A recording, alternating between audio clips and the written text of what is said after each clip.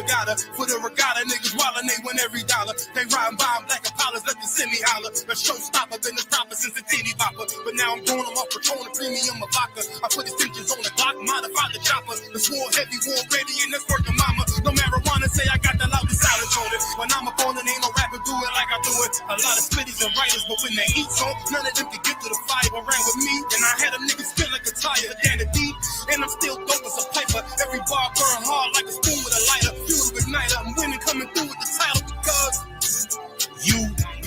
I be one west to the death till they bury me. I'm one west till they bury me. I be one west to the death till they bury me. I'm one west till they bury me. I be one west to the death till they bury me. I'm one west till they bury me. I be one west to the death till they bury me. I'm one west till they bury me.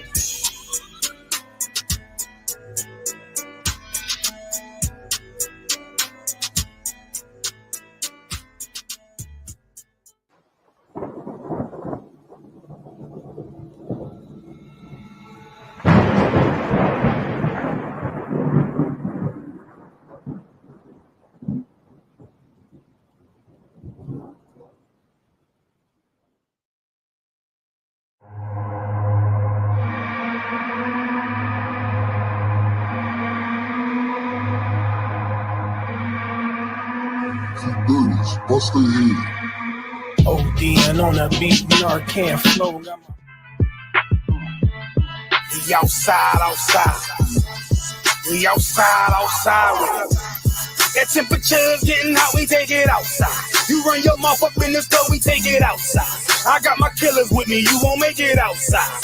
Outside, cause we outside. Before the COVID had the mask and we was outside. The Glock loaded, extra mag and it's outside. There's one west for that bag and we outside. We outside.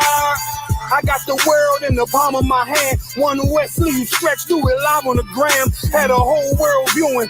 Click and subscribe. Had them niggas off the block, tell them shooters they want a job. I just put them on the payroll. When I get control them, I just mold them like they Play-Doh. Soldiers giving Halo, trying to get up at them pesos. 40 cows send you out of space, Jeff Bezos. And Jeff Bezos, leave you all boxed up. All cause my delivery, I be on that prime shit. Take you time to get with me. Got me like Vladimir, treat you like the Ukraine. Raise your little city, now you boating like Usain. Scope costs more than the rifle. I got new aim, fresh kick, spit with the blick. Not my shoe game. Used to have a dirty 30 tied to a shoestring. Now I got the Ruger 5 and 7. That's my boot thing. That temperature's getting hot, we take it outside. You run your mouth up in the store, we take it outside. I got my killers with me, you won't make it outside. Outside, cause we outside. Before the COVID had the mask and we was outside. The Glock loaded, extra mag and it's outside. There's one west for that bag and we outside. We outside. That temperature's getting hot, we take it outside. You run your mouth up in the store, we take it outside. I got my killers with me, you won't make it outside.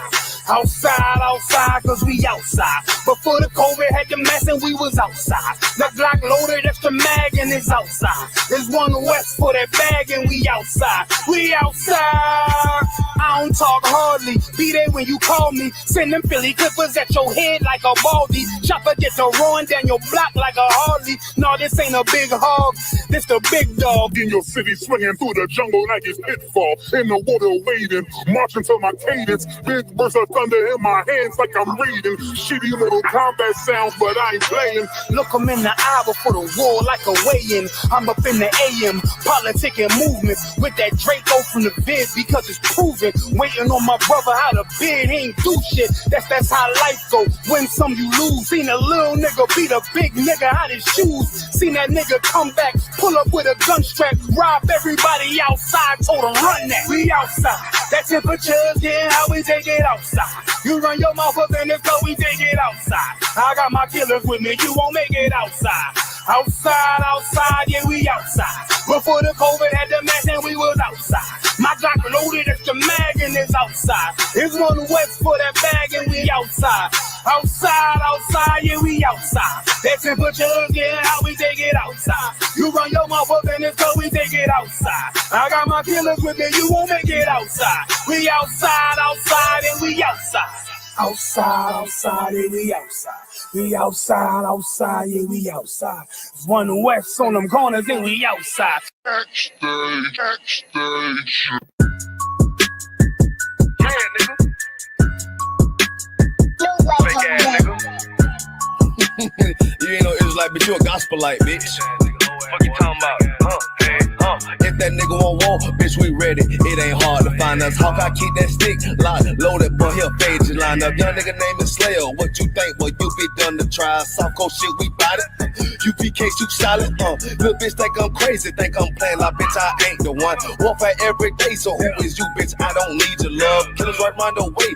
What you think? I love this brotherhood. Hood. More than you, bitch. Sharp on shit, I'm about it. UPK too solid. Fuck nigga don't want war. It ain't enough clips in your army. All the bitches wanna take my piece. All they hoes wanna take my piece. All the nigga wanna take my piece. No, I can't let a dog take it from me. I can't let a dog take it from me. You a whole study and you dummy. And these bitches really out this bitch walk around like they don't know nothing. And a lame nigga fall for them and get set up for the coins and get gunned down, man down. Should've took the time, get a damn no. But I see the sorrow and I show her. She could never get a priest hold. You a dirt ass, rust ass neck bitch with a fake ass touring. In Tennessee while I'm touring. It's a Tennessee, but she luring. And a sucker duck bitch ass boy, fuck nigga over that bitch mugger. I say, if that nigga won't walk, bitch, we ready. It ain't hard to find us. Hawk, I keep that stick locked, loaded, but he'll fade you line up. Young nigga name is Slayer. What you think? Well, you be done to try. Soft cold shit, we bout it. UPK too solid. Little bitch think I'm crazy, think I'm playing like bitch, I ain't the one. Warfare every day, so who is you, bitch? I don't need your love. Killers right round the way. What you think? I love this brotherhood. Hood. More than you, bitch. You a lame nigga down to me. Eat candy, but I'm sucker free. You a little nigga, ain't none of me. Base up, boy, I fit a beat. Yeah, AR 223. Draco with a magazine. Yeah, the clip run like limousine. I shoot your ass in the spleen. Boy, I bust your ass in the temple. We debating by the temple. Tell the truth, boy, you's a victim. You squirm off like a lizard. Nigga walk down my road. Why this nigga come down my road? Boy, come down my road. Boy, I charge your ass toll fee. I'm a real big priest, nigga. UPK play for keys, nigga.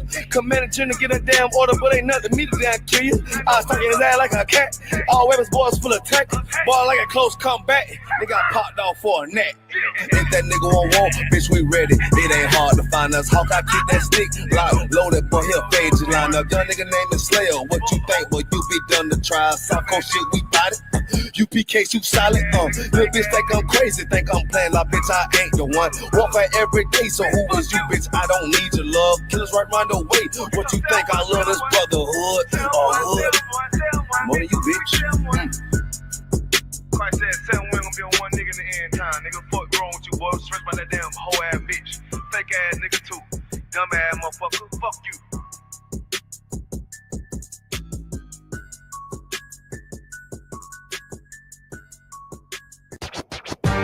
Don't miss out on the opportunity for a quality leather jacket. Yatazar Pale X Diverse City is introducing their Real Nigga University Letterman jacket. Don't be the only one without one. Order yours today. www.diversitymall.com. Oh yeah, and they take Afterpay. So get yours today. But now check it out. You got the 1969 on that side. Look at that One West emblem on that side right there. Look at that. That's real ice drip. Like that's real leather drip. You got the back.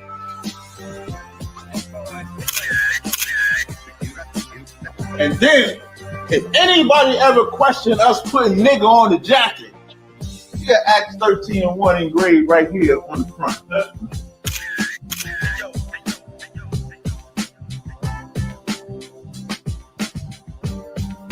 Shout out to Yara Dawn out in Chicago with these badass sweatshirts. I look good as shit in it. God damn it. Y'all should go get one. These badass sweat hoods. UPK Nigga University.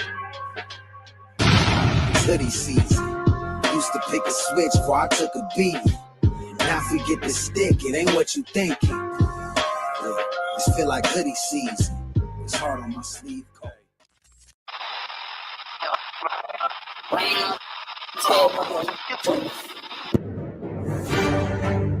He's the man that came up with the term African American. Right. We from now on, we call African American. But now somebody run up on you and say, we should leave this place.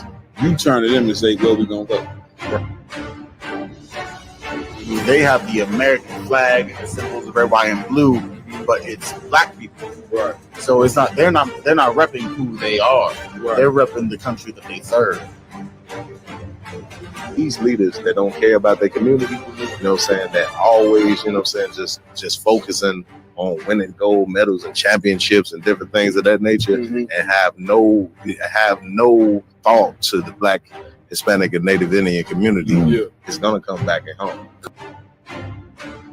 Enough for hearing that happened in Tulsa, Oklahoma, Rosewood, even Emmett Till was somewhat similar. It's like once something happens to a white woman, that's the justification to kill all niggas. At the same city, at the same time as the Klansmen, the Purple Boys had a mass march on the other in downtown, but blocks away, and did not cross paths with that. Real Nigga University in 5, 4, 3, 2, 1.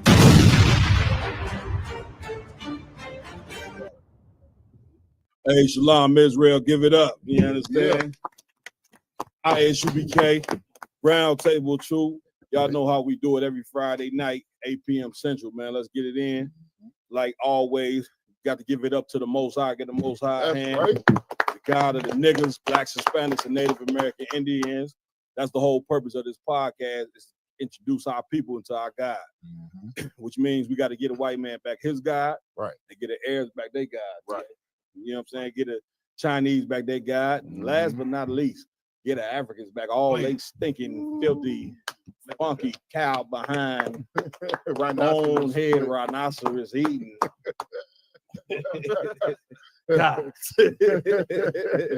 Also, too, we want to give it up to our King Yahweh Shah Mashiach. That's right.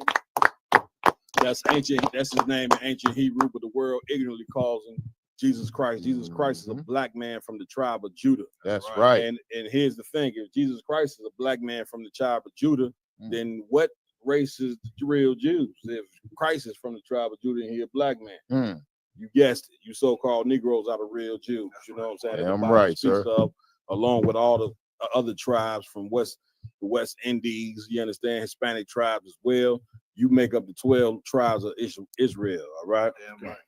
Also, we got to give it up to the man with the plan, none other than Commanding General Yohana. You understand? General Yohana will be joining us tonight via video, you know what I'm saying, in about an hour or so. Hang on, hang tight, hang with us, you know what I'm saying? He's going to come in, drop it heavy, talk a little bit, you know what I'm saying, about World War III, India and Pakistan over there getting it on. Russia and who else? The Russia fighting who? Ukraine. Russia fighting Ukraine. China about to go to war with Taiwan. I mean, it's a bunch of wars about to kick off. You know what I'm saying? The Black, Hispanic, Native, Indian man, you supposed to be preparing yourself for war as well. All nations are standing with their people. You supposed to be getting ready to stand with your people as well. That's right. Now you might say, well, where's your military? Where's our military at? Your military is the ISUPK under Commander Johnny Hahn. That's your military right there. Damn right. All right. Like always, you know, I got to give it up to my amazing hosts that rock it out with me every week. You know what I'm saying? Tonight we got a special guest filling in tonight. All the way, I can't say all the way because Milwaukee right up the street. I can't say all the way. Right. It's a 45-hour drive. Filling in tonight for Officer Yaradan. Officer Yaradan is on injury reserve tonight. That's 2 weeks in a row. And that nigga on injury reserve. Hopefully he heals up and be back there. That's right. Damn right. Filling in for him tonight. We got Captain DeBar Mock. You understand? Formerly of the Chicago camp. Now he's down there in Milwaukee, raising that thing up something real good. You understand? Right. He's in the building with us tonight. You understand? To my right, y'all know he's here every week. He ain't got nothing else to do. You know what I'm saying? If he did have something else to do, I'll tell him you got to come here. Shut that down. Officer 5K, Lamar y'all in the building. You understand? Damn right. To my far right, you know what I'm saying? Rocking it out. You know what I mean? once a month on the war. You better tune into that war report. I'm telling you. You know what I'm saying? That war report, you know what I'm saying, is crucial. That's right. You understand? To inform you about what goes on with these wars, you know what I'm saying, all over the earth, and to prepare you for what you should be doing. That's right. But when Armageddon hit, because Armageddon is coming, you know what I'm saying? Stop listening to these preachers telling you, you know what I'm saying, filling you with lies, and the preacher ain't worried about preparing you for nothing. You know, the only thing the preacher worried about is you putting that tithes in that basket. As far as him preparing you for what's to come, and he can't prepare you. Right. You see what I'm saying? Because he's looking for, he's continued to look from crumbs from the white man's table. That's right. In here with us tonight, Officer 5K, Iowa Lung Babar in the building. Also in here with us tonight, coming off of injured reserve. You was there last week, man. Come. He's not coming off injured reserve. I brought my doctor's note. He's still hooping. You know what I'm saying? He's doing what he do. You know what I'm saying? In here tonight, Officer 1K Mayad in the building. That's right.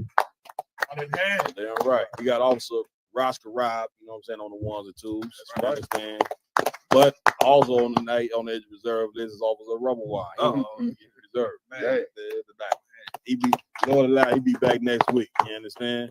Also, we want to give a big shout out to Bigo Live, Officer Warrior. You know what I'm saying? Got the brothers tuning in. We got a ton of other brothers in here as well. I introduce you, let you know them brothers at the end. What's new, Akin? What's going on in there? If I may, please. You already know what weekend it is. Go ahead. There's about to be a lot of wickedness going on. We got Sunday being Mother's Day. I forgot all about that. Yeah. Sunday Mother's Day? Sunday's Mother's Day this weekend. Lord have mercy. You know what I'm saying? Well, that's gonna be a rough one. It's a rough one in this because 90% of you black women know goddamn well you don't deserve no gift. Are you crazy? You know what I'm saying? Now what the hell you do? You as wicked as evil as you done been in this goddamn kingdom. What the hell you doing accepting anything? Right. You understand? Somebody need to bring some handcuffs for you. You know what I'm saying?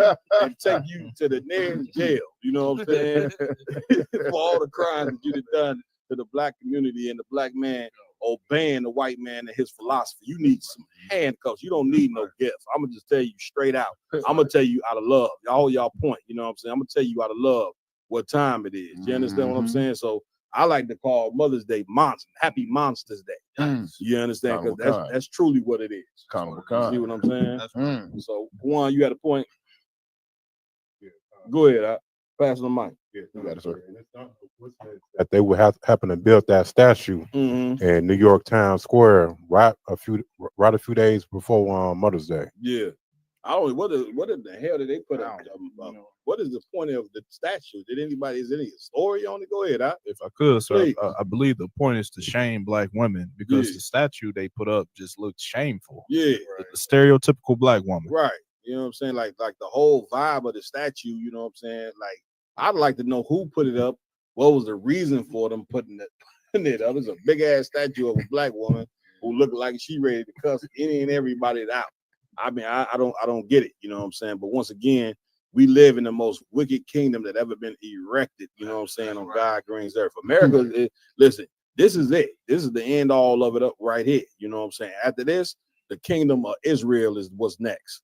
The Bible says, you know what I'm saying? Esau is the end of the world, and Jacob is that which beginneth. I'm paraphrasing. You know what I'm saying? The white man's world is finna be over with. You know what I'm saying? It's coming to an abrupt end. Thank the Most High for that. You know what I'm saying? We get the hell up out of this goddamn kingdom. You understand?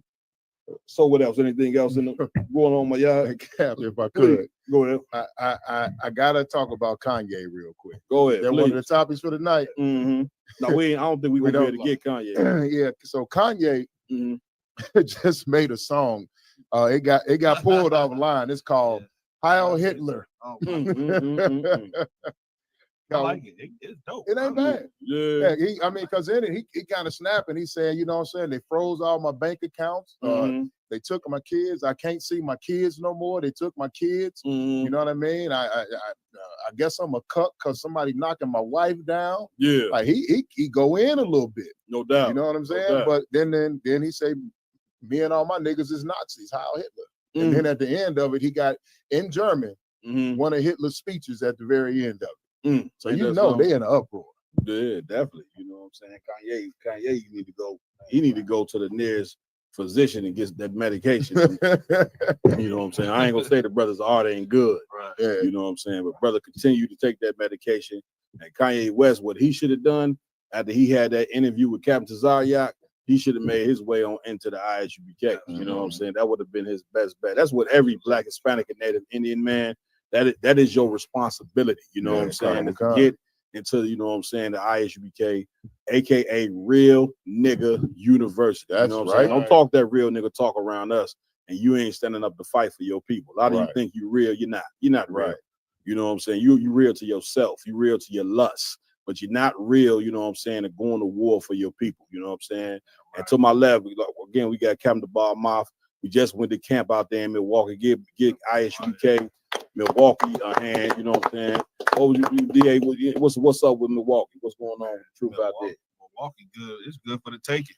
Damn right. I mean, I'm looking at Milwaukee like a brand new woman. Damn right. I'm courting Milwaukee. Come on now. We gonna bust that thing wide open and make this for real. That's it. And like That's you said, it. like you just said, it was heavy. Come on. Because we had, as Black, Hispanic, and Native Indian men, we got a responsibility to come up into this truth, to gird up thy loins like a man and do war. I mean, damn, we watching everybody else go to war. We ain't want to. Right. You know what I'm saying? We just warn against ourselves, man. Milwaukee is absolutely ready to be handed over to our King Christ and the commander. Damn right. We got brothers pouring in. Look, come get me right. We got brothers pouring in left and right. That's they right. Trying to gird up. That's they right. Sitting in class, they're asking the right questions. That's it. And That's they, it. And they tuning in. We had a young man cut his dreads off the other day after class. Like, we got brothers calling left and right. Calling left and right. We got the prison program, the beginnings of the prison program starting to move. That's it. So we really just picking up traction. Some shorty hit me up. I'm like, I saw you I saw you at the Cinco de Mayo. I saw you ain't see me at the Cinco de Mayo. She sent me a picture from when we went and did the peace joint with the brother at the park when they had. Oh yeah, back then. They go to show you putting in that work. You know what I'm saying? Like people don't forget that. You know what I'm saying? All the brothers in ISUBK just graduated. Or if you've been in the UPK for years, man, listen, put your boots to the ground. Now, Christ said, don't take your light. Christ said, who takes their light and put it under a bush? You know what I'm saying? This is what your king said. You know what I'm saying? You be giving the truth, you be giving the light. You know what I'm saying? You're gonna take your light and stick it in front of a bush so nobody can see it. What the fuck is the excuse? Too early. What is the point? What is the point of getting this truth and putting it under the bush, man? Get 10 toes down in this work. Once again, we should, in the Passover next year, we should be in an arena. That's how many brothers and sisters, you know what I'm saying, should be in it. You see what I'm saying? Like, match the work. You see other brothers putting in work, getting boots to the ground. Don't sit back and admire. I don't want to be admired. That's right. You know what I'm saying? You see me putting in some work, nigga, match the work. I don't all that, man. Pick up Midwest, I don't give a fuck about none of that, man. You see me putting in work, match the work. You see what I'm saying? Give me right on that, Jay. Go ahead, And listen, what you're saying is absolutely dynamic because no other way can we do this without matching work. Like you got to match the energy, and that's what makes us so strong. That's it. UPK because we've been bred right and raised right. That's right. To do work. That's it. It's damn near like nobody want to get off the bench, like you just said. Yeah. It's your obligation to do that. Everybody want to get off the bench. Everybody want to be Michael Jordan. Well, in here you can be Michael Jordan. That's it. Please come be Michael Jordan because I'm tired of dunking the basketball. That's it. I'd rather just coach. That's it. You know what I'm saying? Like, right. Man, listen, too much potential out there, Cat. Man, listen, the white man that trained us to believe that a black man's greatest gift is sports. Dribbling the ball and running the football is a black man's greatest gift. A gift for who? Right. You understand? Because last time I checked, who getting paid off your gift? Right. Michael Jordan alone, you know what I'm saying? When Michael Jordan played for the Bulls, the economy of Chicago went through the roof when this cat played. Do you understand me? So, you know what I'm saying? That ain't our greatest gift. The greatest gift that we have is our mind. The greatest gift that we got is the Holy Spirit. That's right. You know what I'm saying? Which is to obey God's law, statutes, and commandments, man. Right. So I'm going to stop it right there. Right. Lamar, where we going first, Priest? Come. Let's get it. First up, we have an article about Tyree Nichols. You know, saying his murderer is being set free. You know, saying, and they ain't gonna face no really any type of charge. Come on, let's get it. Come. It's like loading up. Ain't no sweat, you know what I'm saying? Also, I want to Say big shout out to Captain Kapaj out there in Indianapolis. Yeah, I'm right. You know what I'm saying? If you in the state of Indiana or the Indianapolis area, we will be having camp, you know what I'm saying, tomorrow in Indianapolis. You know what I'm saying, at 1 o'clock. We got the address or whatever. So we're going, let's get it. Get the address from Kapaj. We'll post it at the end. But ISUBK, you know what I'm saying, Midwest will be out and having camp in Indianapolis tomorrow. Come on, meet the brothers, you know what I'm saying? Ask questions if you got them. Let's get it. You know what I'm saying? What we at with no sweat. So what we going on to first, Lamont? We're going into Tyree Nichols killers being set free. Okay. No sign. Okay.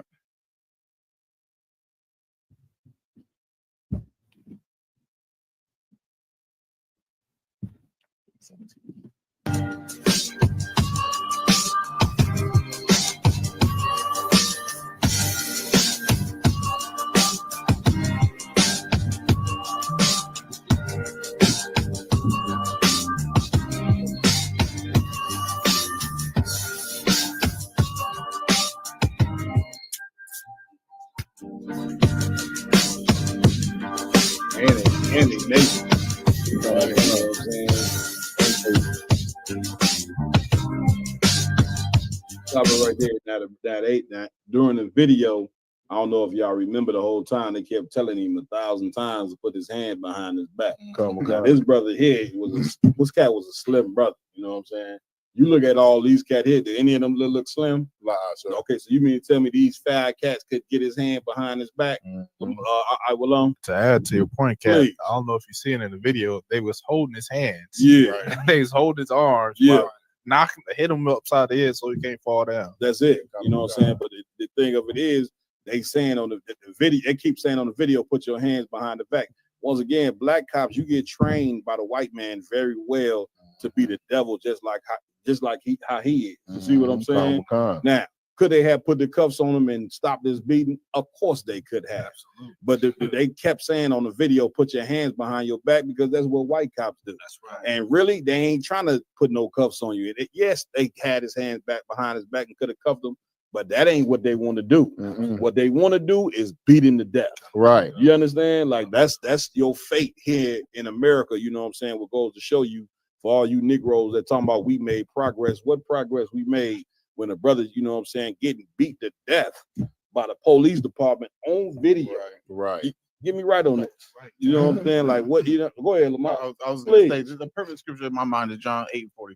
Go ahead. You understand what it says? We are of their father, the devil, which was a murderer from the beginning. That's right. To my point, That's like they learned this from the white man's tactics. That's it. That's why they serve in police and protect, or whatever the case may be. Yeah. Police and protect in the white man's society means protect white people from black people. That's it. So when you follow that doctrine, you're gonna, of course, do this to your own people. That's it. From my Yeah, point, that's it. that's why we always say that joining the white man's military police forces, you are fighting their battles. Somebody give for me to get where it says the Lord should be the mark in your forehead and in your hand. Go ahead, finish playing this video, Raj. Slug.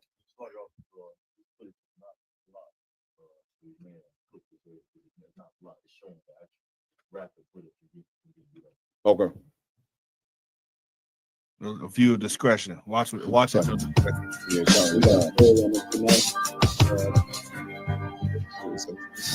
what I'm saying?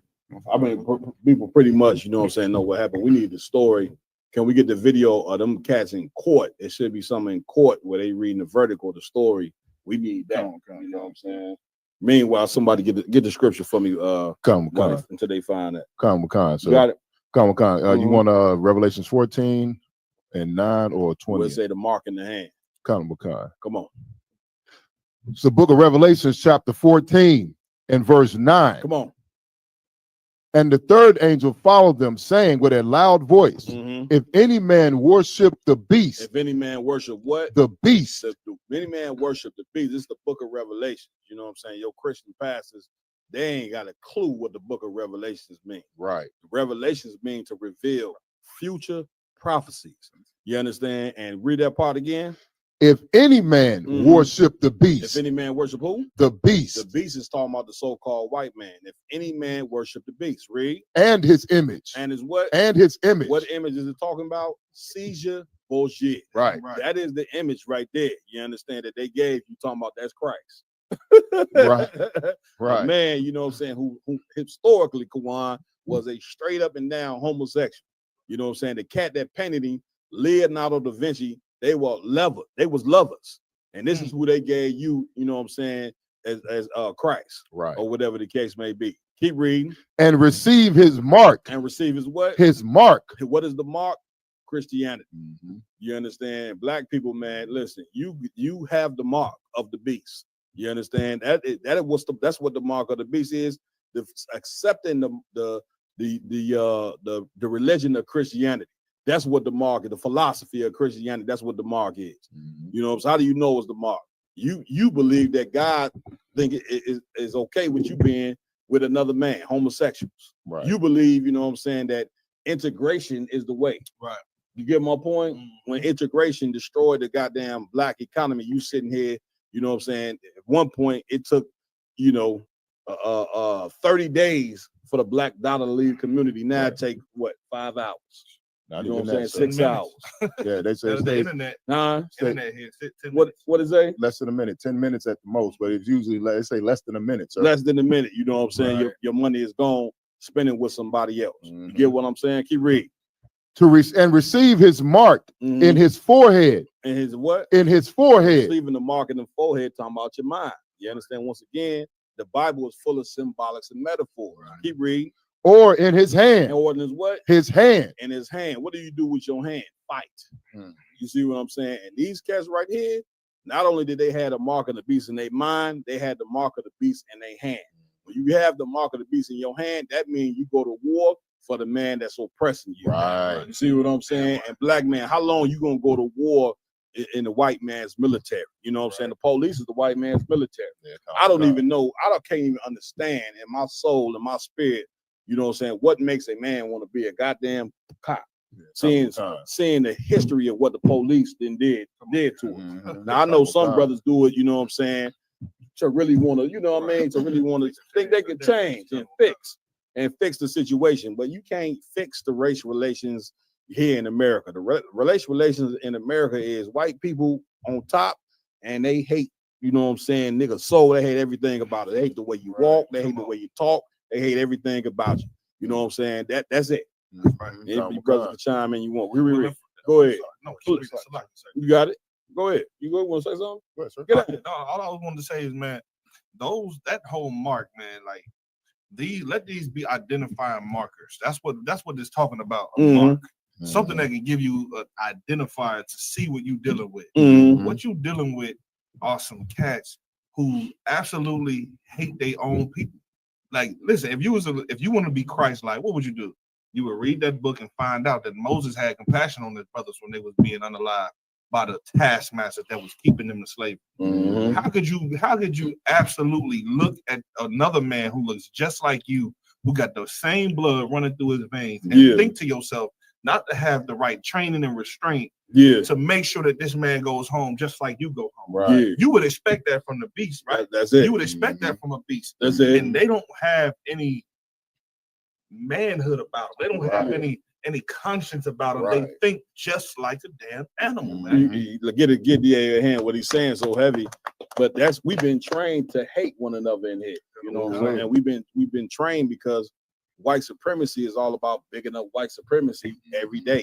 Images, school, you know what I'm saying? They bigging up their leaders, they selves, and all this and that. So you a black person, you ain't white. Everything around you is white. The commercials is white.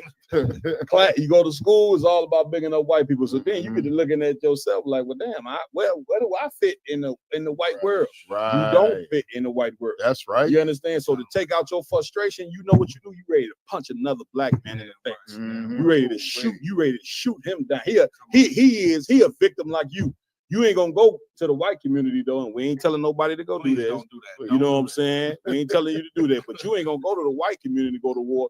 You gonna go to war with a slave just like you. You gonna go murder, you know what I'm saying, a brother who is a victim of white supremacy just like you. You're a fucking coward, man. That's right. And you understand? That's what you are. You understand that? You don't have to be a coward. You can come here to ISUBK and get right and really fight the war that you supposed to be fighting. That's right. I'm You right. see what I'm saying? The way that you fight white supremacy is his philosophy, the Christian philosophy. All black men, get up out of that Christian church, man. Get the hell out of that church, and then pull your woman out that church. You know what I'm saying? And then we'll be on the road to success. You see what I'm If I may, saying? Where Captain, we at before with you even get there, my Please. because listen, if any man got an ear, let him hear. Go ahead. If you looking at this and thinking that they're not going to use this as a strategic way to push the what we was just talking about over there in the think tank, we was talking about how Donald Trump was trying to give them immunity, the white cops, trying to give all police immunity. He want to give police immunity. They getting it anyway. I don't even know what the hell they talking about. So it's damn near, Cap, like they giving you a little trinket to make you think, oh no, it's just not white cops getting off. These 5 black cops got off because they fear for their life. Yeah. So now when you looking at the TV and you seeing black men and black women and Hispanic and Native Indian men unalive, guess what happens? Go ahead. You want justice, but you got to think about that blue light first. Because look, black cops get off and white cops get off. Yeah. And so now you don't even question it. Listen. They subtle. They Man, very, listen, very I'm gonna subtle. tell you something. If you gang bang, you ain't got no that video right there. You shouldn't say nothing, right? Because this is what you doing every day. You know, you a blood of a Crip. You shouldn't be on there talking about damn Tyree Justice ain't getting no nigga. Them black cops beating them to death. You doing the same thing them black cops did. They beat another black man down. You doing that when you gang bang every day. You ain't no different. You know what I'm saying? And the problem is that ain't nobody got no courage to tell you, you know what I'm saying, that gang banging is wrong. Right. Ain't nobody got no courage to tell you that, but the men in the IAC today under the manager, we got the courage to tell you. I tell you, I ain't gonna just tell you on the podcast. You know, we speak on the street. You see what I'm saying? I had many brothers come out there threatening us with guns. Get me right, boy. Telling they gonna shoot us and all that. Right. I'm gonna keep right on teaching. Damn You see what I'm saying? Come out there with an AK standing in front of the camp. I'm gonna look at it like this. It's my time to go. I'm still gonna teach. I'm gonna teach this truth. Whether you standing there, nigga, you can have a bazooka out there. Nigga, it ain't gonna stop us from teaching the truth. Get me right on that. You see what I'm saying? You know what I mean? And we saying this, you know, not to, you know what I mean, like to down you, but the big, you know, to get you right in the spirit that you supposed to be in, which is to love your brother like yourself. That's right. You know what I'm saying? So right. We got this the story on the court. Come on, IG, let's get it. Come on, sir. This is the New York Times. 3 former officers acquitted of all state charges in Tyree Nichols' death. All state charges. They ain't charged with nothing. Go ahead, Priest. The former Memphis officers have been charged with second degree. Hold on 1 second. Raj, can you get the video where they did the verdict? Where they gave the verdict, where they announced all of them not guilty, not guilty, not guilty. Go ahead, IG Slock. Come on. The former Memphis officers have been charged with second-degree murder and other crimes in the beating death of Mr. Nichols. 3 former police officers were acquitted on Wednesday of all the state charges against them, including second-degree murder and the death of Tyree Nichols, a black man whose brutal beating in 2023 stunned the nation. It was the second trial for the 3 men, Demetrius Haley, Tadarius Bean, and Justin Smith. They were accused of fatally beating Mr. Nichols, a FedEx employee who had been driving home from work when he was stopped by officers more than 2 years ago.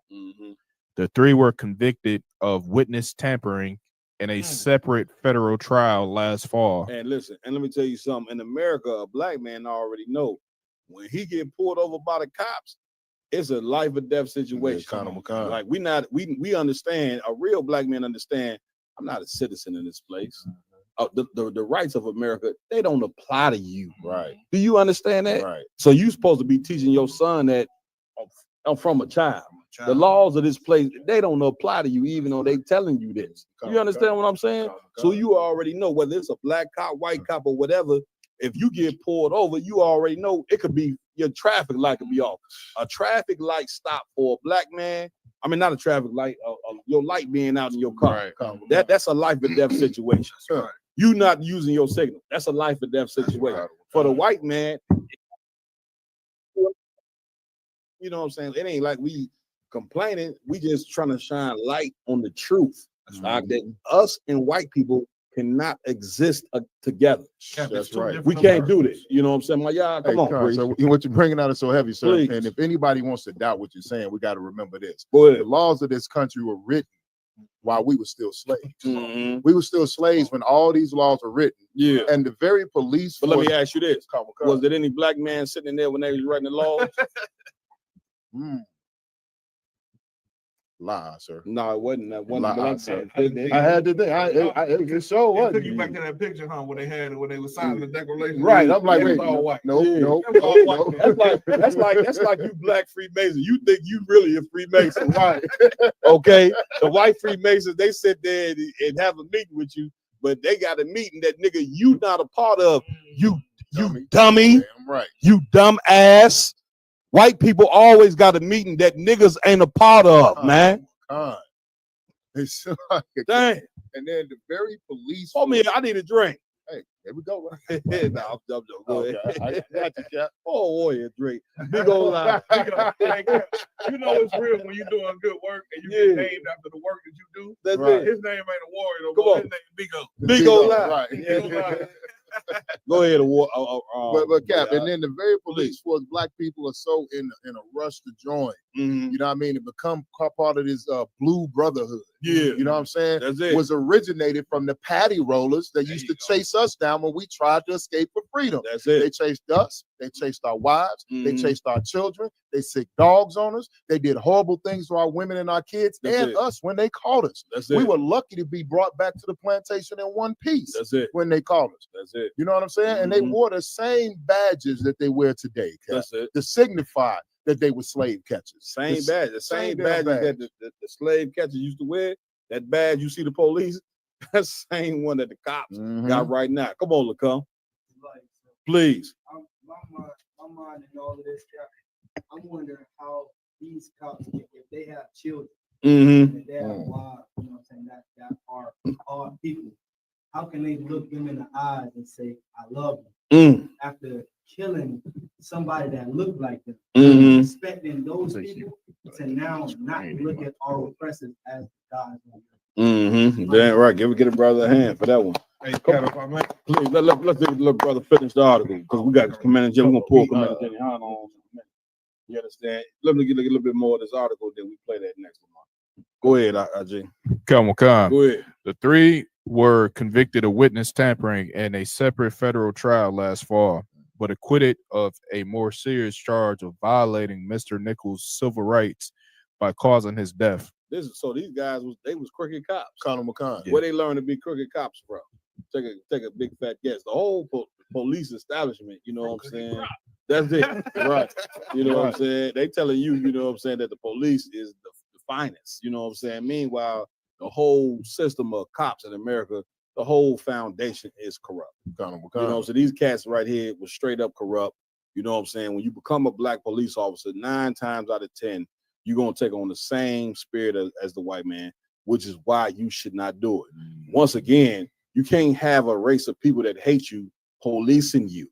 You understand? Like you understand? You just that doesn't make sense. It's like, you know, like having tigers, you know what I'm saying, in the jungle. Imagine you got the jungle, you saying, well, the tigers, they're gonna be the police of the deer. Good night. Of the antelope. Come on, don't work. What you think they're gonna do to the antelope? Kill them all. They gonna eat them. Oh, They we the gonna police, fuck. we in charge. All right, ain't no sweat. Yeah. That's the same way with the white man. You know what I'm saying? And Cap, not to Please. beat a dead horse, if I can make one point, sir. Go ahead. I met a brother a couple years back. I can't remember which one of the police unalivings it was, but this brother had been a police officer for a year. Okay. You know what I mean? He didn't agree with the stuff going on. And he said that he was actually getting ready to quit the police force. After a year being in the police force, he said, look, I'm just staying in here to get my credit so that he can go into law, so he can be a lawyer or defender. But he said in the year that he had been he got out of the academy and that he'd been in that police force, he said that is the most racist environment that he had ever faced. He said the most racism he's ever faced in his life is in the station, in the police locker room behind the doors. Listen, that you hear about stories like that all the time. Not only super racism in the police force, in the United States military. Listen, during Vietnam, they said the black soldiers said they was fighting 2 wars. They said they was fighting against the Vietnamese and they was having gun battles with the white soldiers in the same U.S. military that they were. So the white soldiers, they out there having full-out combat against the white soldiers. Right. This what went on. Yeah, what we talking about, huh? And your leader's telling you join these people, forgive these people, and y'all supposed to be fighting war against the Vietnamese. Meanwhile, you ducking bullets from white soldiers that got on the same U.S. uniform as you. Where we going? You got more. We playing the video. Let's get the video, Rob. Authority. We, the jury, find the defendant, Tadarius Bean, not guilty. Count 5. We, the jury, find the defendant, Demetrius Haley, not guilty. Count 5. We, the jury, find the defendant, Justin Smith, not guilty. Count 6. Official misconduct, refraining from performing the duty. We, the jury, find the defendant, Tadarius Bean, not guilty. We, the jury, find the defendant, Demetrius Haley, not guilty. We, the jury, find the defendant, Justin Smith, not guilty. Count 7, official oppression. What official oppression is what did you not only is the official oppression, but the first thing they said is that they violated their civil rights. When black people didn't we march from the South to DC for civil rights? That's it. Then we do. Why do you have black people violating other black people's civil rights? It's a joke. It's all a joke. You never had civil rights. That's it. It's just a facade, guys. That's it. We're gonna wake up in this joint. That's it. Jake, come on. Come on, sir. I'm just wondering, okay, for the cops that unalive this brother, I wonder how their father feel about their kid, knowing that their kid killed another black man in cold blood, as if they were racist white police officers, or if they got children, or even a wife. Yeah. Like, how does a wife sleep next to a man like that? That's it. I'm just wondering. Yeah, like, how does a wife basically sleep next to a coward? Right. How do children have a father who's a coward? Right. You understand? Cap, doesn't this further the stereotype that they have about black men? This furthers the stereotype of where we get up and we, like you said, we're afraid. But meaning this broadens, this strengthens the fear that black men have when they get behind a wheel every day. Now, not only do you have to worry about the white cop, you have to worry about the black cop too. That's This it. is like Boys in the Hood. When he was like, damn, they hate your skin, they hate your lips, they hate your. Right. They just pulling you over. They just want to do something dirty to you, and that just enhances the fear that we have in America, which is why. I just want to say this point. I'm coming to y'all now. Black people who really love black people got to realize this: that some of our people hate us. Yeah, Khan. That's just like America had a civil war. Name me a country that ain't have a civil war. Yeah, you see, you damn near got to have a civil war to establish, you know what I'm saying, your country. But black people, you got to have a civil war against black people that don't like black people. That's right. So you got to have a civil war. You know what I'm saying? You got to do it. You know what I'm saying? And then we would be able to be fixed when black people who truly love black people separate from black people who love the white man. Yeah. And brother, listen. Lord be with him. A warrior, come on. So like y'all the one, Please. what you said is heavy because that's what David had to do in order to bring Israel together as a nation. For Solomon to reign like he had, for him to do it. But also I want to speak on, you can tell that they was going to get out because of the charges that they gave him. That should have been first degree murder, premeditated. Yeah. Because the way they beat him, you know that they actually targeted him. That's it. But because the charges that they put up against him, you can tell depending on the charges that they give, that's how the people get off. And a lot of people don't understand that when it comes to these charges that you be putting on these police officers. Damn right. Damn right. Get the brother a hand. You understand? Go ahead, my father's out. I'm coming to you, Raj, next. Go ahead. Back out that these officers was found not guilty, even though you got a camera clear as day showing that they guilty. That's it. And you got people who, when they pulled over by the police or confronted by the police, first thing they do is go live. Yeah. You know what I'm saying? Like That's that's it. gonna do something That's If it. that, you know what I'm saying? These people, the white man is the devil, the Bible speaks That's of. right. Damn right. And Right. these That's right. people, if they want you to get out, and they run in the judicial system, That's you it. know what I'm saying? They gonna get off regardless of what evidence they got against them. Yeah. Because it ain't nothing, like you were saying a few minutes ago before the podcast started. Yeah. What do you got to back you against them being guilty against you? Nothing. You understand? Because your leaders is punks. Right. Like them niggas sitting up there in the those niggas sitting up there in the Christian church, you know what I'm saying, is they homosexuals off top. There's two things your preachers is doing. They indulge in homosexuality, and all they care about is money, and that's it. They ain't going to war with nobody. You know what they gonna tell you when something happen to black people? Man, get up on that. What I want you to do is get up there on that camera and say you forgive that them white people, because God required that of you. See what I'm saying? Right. Right. Then number two, what they gonna do? Tie up they gym shoes, they Case West, and they New Balances, and they Nike Air Max, and march. That's right. Damn. Right. That's it. You see India and Pakistan, when you violate they people, the reason why India and Pakistan at war right now, because the Pakistanians supposedly killed 24 of the Indian people. And them countries, they ain't have, if you kill one of their citizens, you got to sit across the table and say, well, what did you kill our citizen for? You know, every nation go to war. That's how you establish peace. This is how you make nations respect you. Don't no nation respect you, nigga, when you march. What the hell are you talking about? White people don't respect you for march. Yo, civil rights leaders marched in the 60s. White people looking at you like, that's good. Good job. Good. Niggas, give them trinkets, you know what I'm saying? Let's hold hands.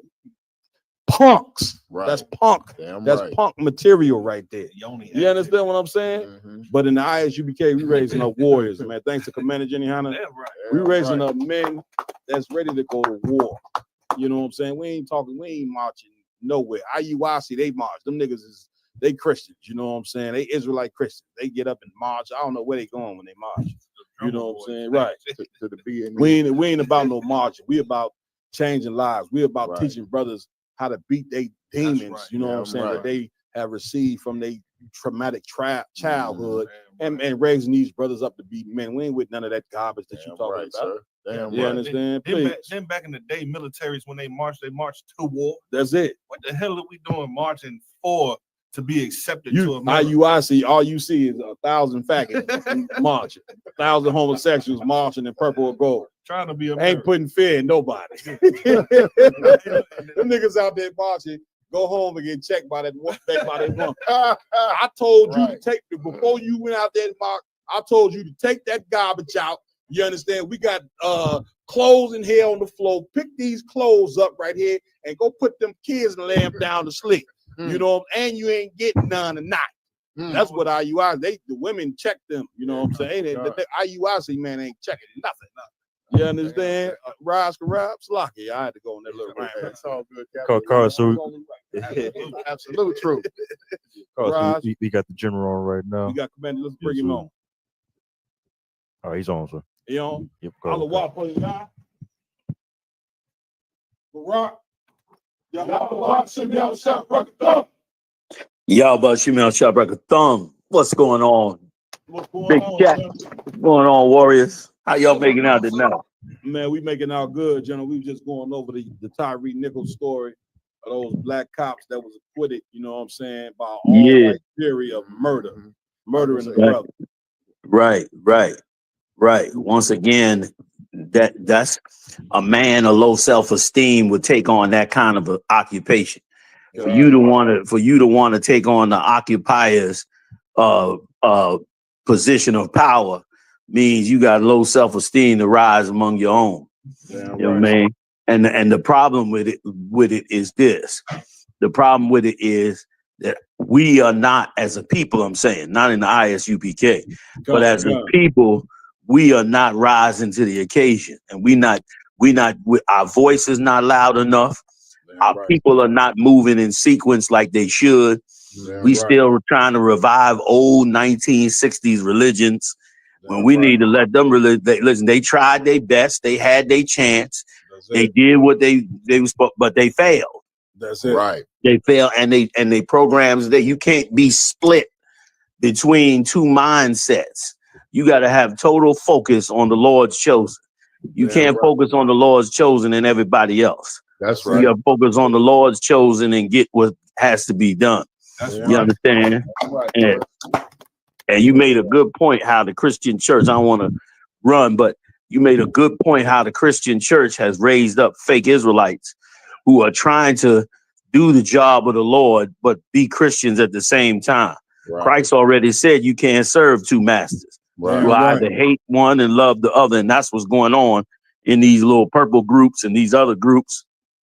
You can't love being a faggot and try to be an Israelite. You can't love being, a geisha girl and being an Israelite. You understand? You can't love every African, you understand, on every hill and love the Israelites. That's You know what I'm saying? Like, you can't do that. So once again, our people need to be one, just like the scriptures say, and we need to be pushing in the right directions. Like, there's a remedy for these cops that doesn't have to mean we lift a finger to harm them or do anything to them. There's major economic power to be utilized from them and from Esau, period, like you brought out earlier as well. Like, now is the time to, like the scriptures say, there's a time for all things.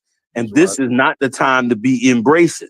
This is the time to not embrace. This is the time for us to empower ourselves much, much more. Y'all living in Chicago, one of the most radical towns in the history of Black America. You know what I mean? More revolutions and more movements came out of Chicago than damn near anywhere else in the country. That's right. And that's facts. And one of the things that I posted this on my channel, one of the things that the Black Panthers did was that breakfast program. The breakfast program was more deadly to the government than everything else they did with guns, recruiting, radical. That the government didn't care about that. What the government cared more about was the fact that they had this breakfast program. Right. And the reason this breakfast program was more dangerous, this is what took them over the top. This is what made them go kill Black Panthers. They understood that this breakfast program meant two things. One, that they would learn how to independently take care of their people. That's something they don't never want us to learn. You could be a preacher, you could take in millions of dollars, you can rake the people all you want, but you can't never organize the people to help themselves. You know what I'm saying? You could have homosexual retreats.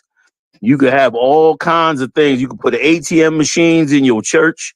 You could do that. You could dress up with the fanciest stuff, buy you all the Rolls Royces you want. But the minute you turn around and say, you know what? I'm going to take all this money. I'm going to come together and I'm going to show everybody how we survive without being a servant to every single nation, including the slave master that had us in the beginning. You start doing that, and you start messing up the ecosystem of the entire country, because even the heathens live on your blood. The heathens eat your flesh every day. So if you start to do that, you start to harm that system. And so that's what turned them, number one, against the Black Panthers. Here's the other problem. Other problem that they had in that scenario was this.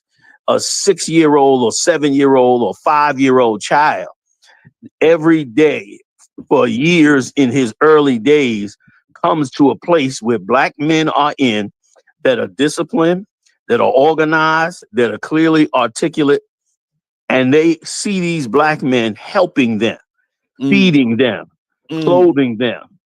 That you cannot now destroy that image of that Black man and Black woman, because this child is seeing strangers who are not the image that you set out. They seeing strangers that are 10 times better, and it does something to their mind. Here's what it does to their mind. As tragedy comes, as they have hardships, as they run into the usual trappings of life, they will turn to their own because that's who helped them when they were young. The camera on all the brothers. You understand? Colonel. So they will learn a horrible lesson. That's and right. brother, that's the lesson that needs to be learned from us. We should learn from these past religions real quick. We should learn from these past religions so we can push them to the side, many of which have already long been infiltrated and long become a religion to just hurt what it is that we've been set out to do from the beginning. And we need to come back and take a whole another approach to all of it. Like you said, marching was cute. It was nice looking, great for camera. Great for the cameras back then. That's right. You understand? But there were far more powerful things that those people that filled up the Washington Monument and the pool in front of it. There were far more things that could have been done that would have been changed the landscape of this empire. Yeah, you go through all of the inventions. We still turning our inventions over, turning our music over, turning everything that we create and dominate and build over for them to just eat and eat and eat and eat while we starve to death. Giant stadiums in cities with tens of thousands of people in poverty. People that can't get groceries, but meanwhile, your stadium selling tickets for $2, $3, $4, $5, $1,000 and more a seat to the white people to drive in from the suburbs and watch black men do amazing feats. You understand? And then you ride back out to the suburbs and these people get missed the whole time. We are totally off our mark. So, Locke, I yield. Damn right. So, General, if I may, for the people who may not be familiar or may know about Fred Hampton, who was a part of the Black Panthers, here in Chicago, he was the head of the chapter. Are you telling me, General, the reason them killing this brother was because of a breakfast program? If you go back and pull the records, now that Donald Trump has declassified many of these records, you'll hear the conversations with Hoover and others, and they said that the Black Panther breakfast program represented one of the greatest threats to destroying the Black Panther Party. That to me is insane. We talking about a man, where they ran up in his house, riddled his house with bullets. You understand? Over a breakfast program, brother. Not that he wouldn't get it. He ain't gonna get no gun and rush the White House. You understand? Or try to blow up a police station. Black man, they don't even want you to start a breakfast program. Right. Kill the man in his bed next to his pregnant wife. Right. And if you just wanna, if you got the stomach to deal with the real world that we live in, let me tell you what they did the night before. Come on, General. The night before they had the breakfast program, this is how afraid they was of this program. They had a bunch of white police vans come up into the location, which was in a church at the time. They was renting it out. And the police officers broke into the church that night and went to the area where all the food was at that was stored up to be fed to the kids the next morning. And they pulled out their rods and urinated on the food in the spot. And then came out, left, and went and raided Black Panther homes. Like all for trying to ease the pressure of the starvation that was happening to us. Because at that time, we was in extreme pain.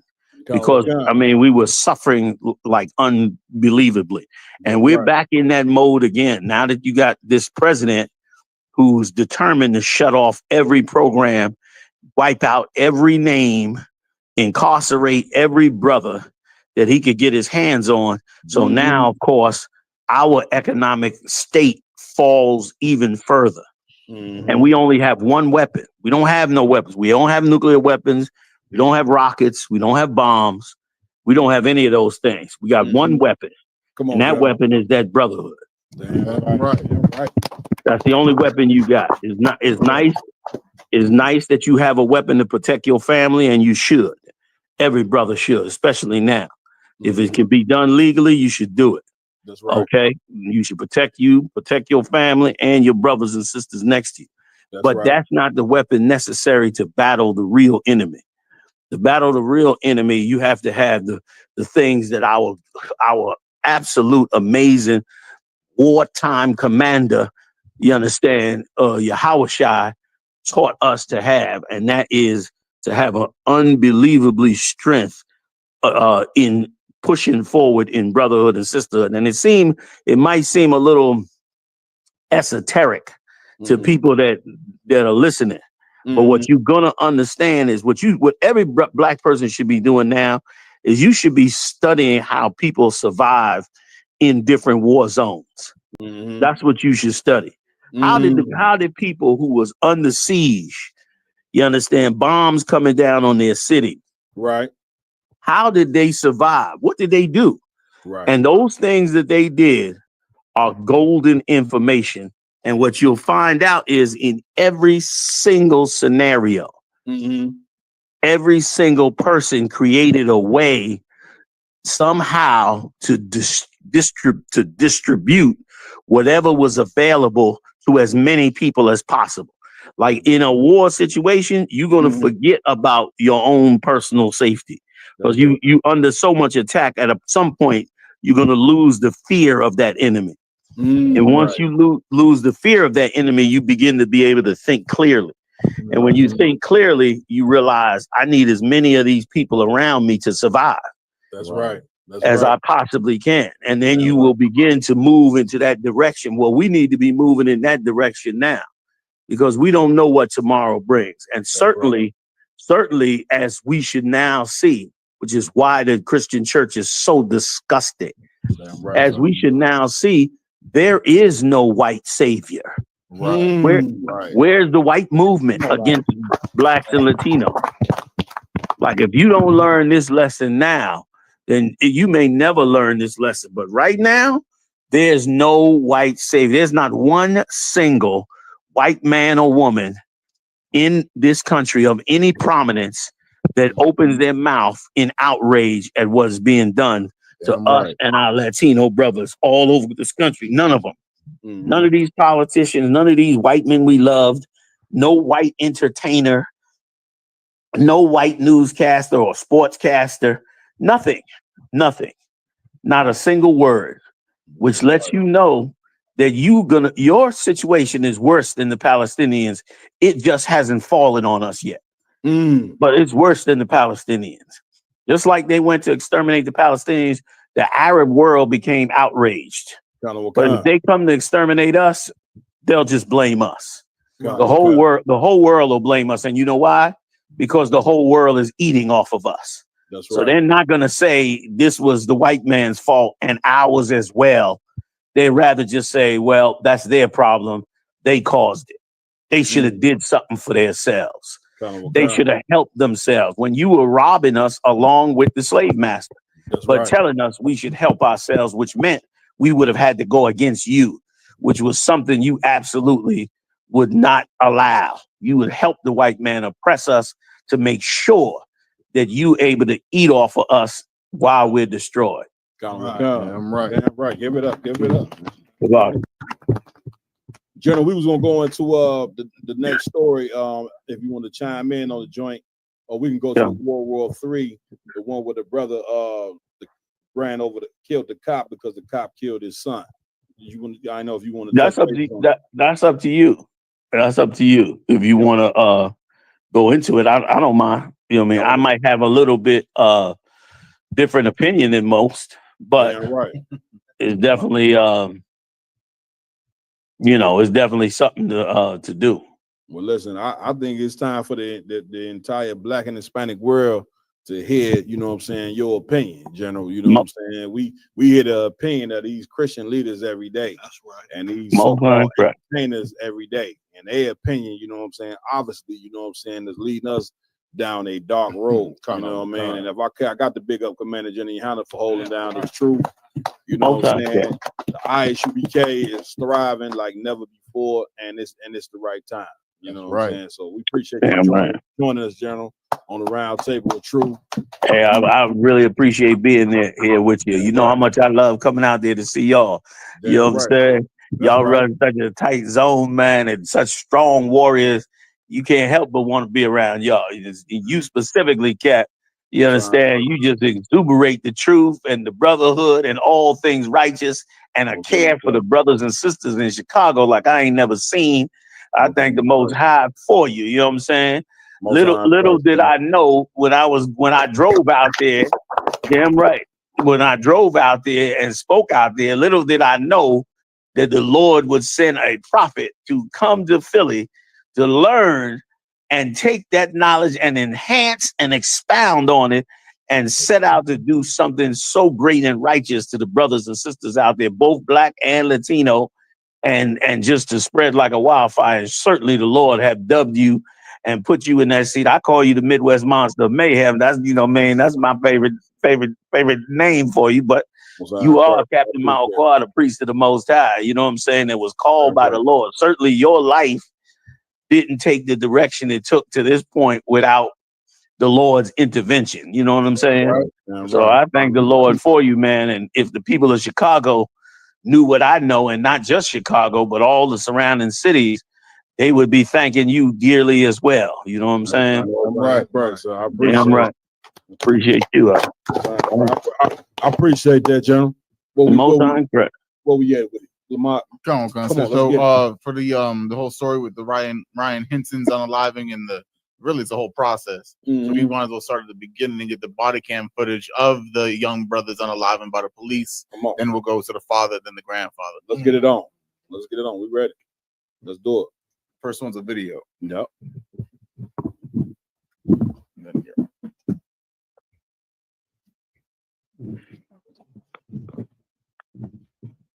If I could, Cap.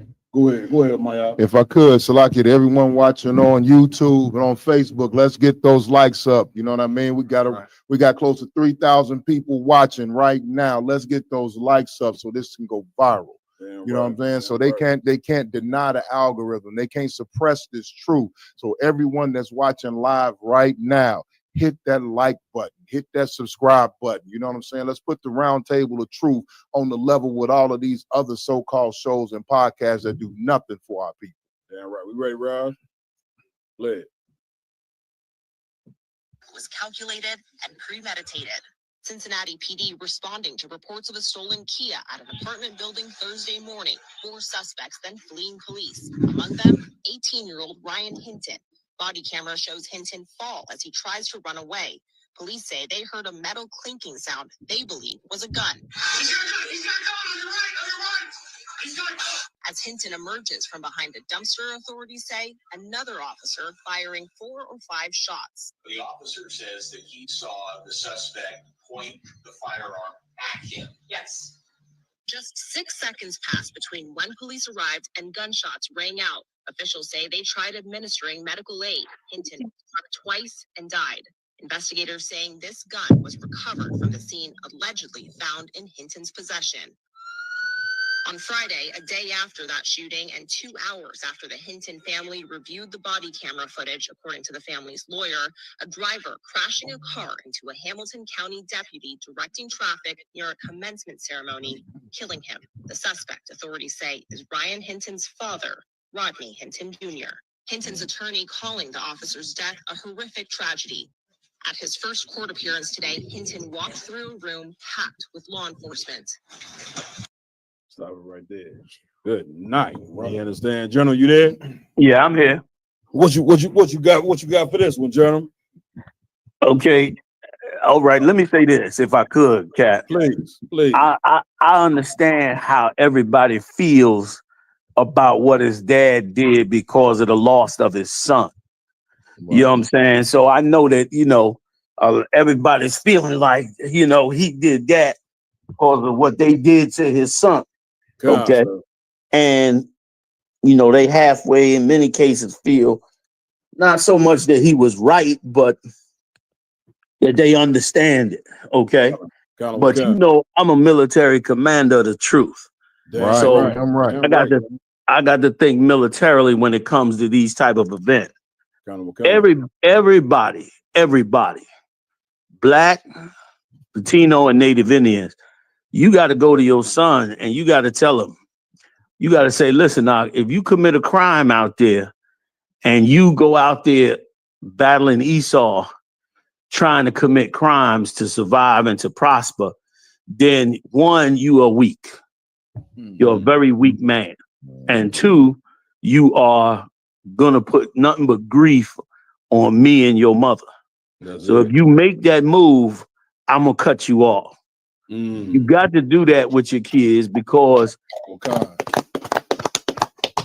you got to give your kids some pressure to not fall weak to local gangs and little groups and they little homies and trying to listen to the internet and go hit a lick or whatever, or steal a car for a few dollars, not realizing that if you steal a car in America and you Black, you put your entire life on the line. You said something that was real heavy earlier.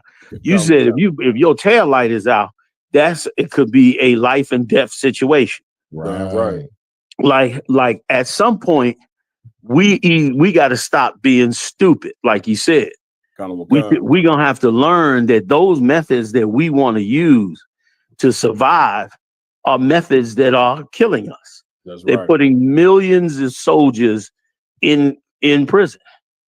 You understand? We're unaliving tens of thousands of brothers every year between the abortion clinic and the murder and incarceration and God knows what else that ruins a young Black man and Black woman's mind, rape and molestation. Like, we got to realize the real problems that we have and not just be selfish about what somebody does to ours. Nobody wants to see this devil murder their kid. You understand? That's right. Who knows what happened?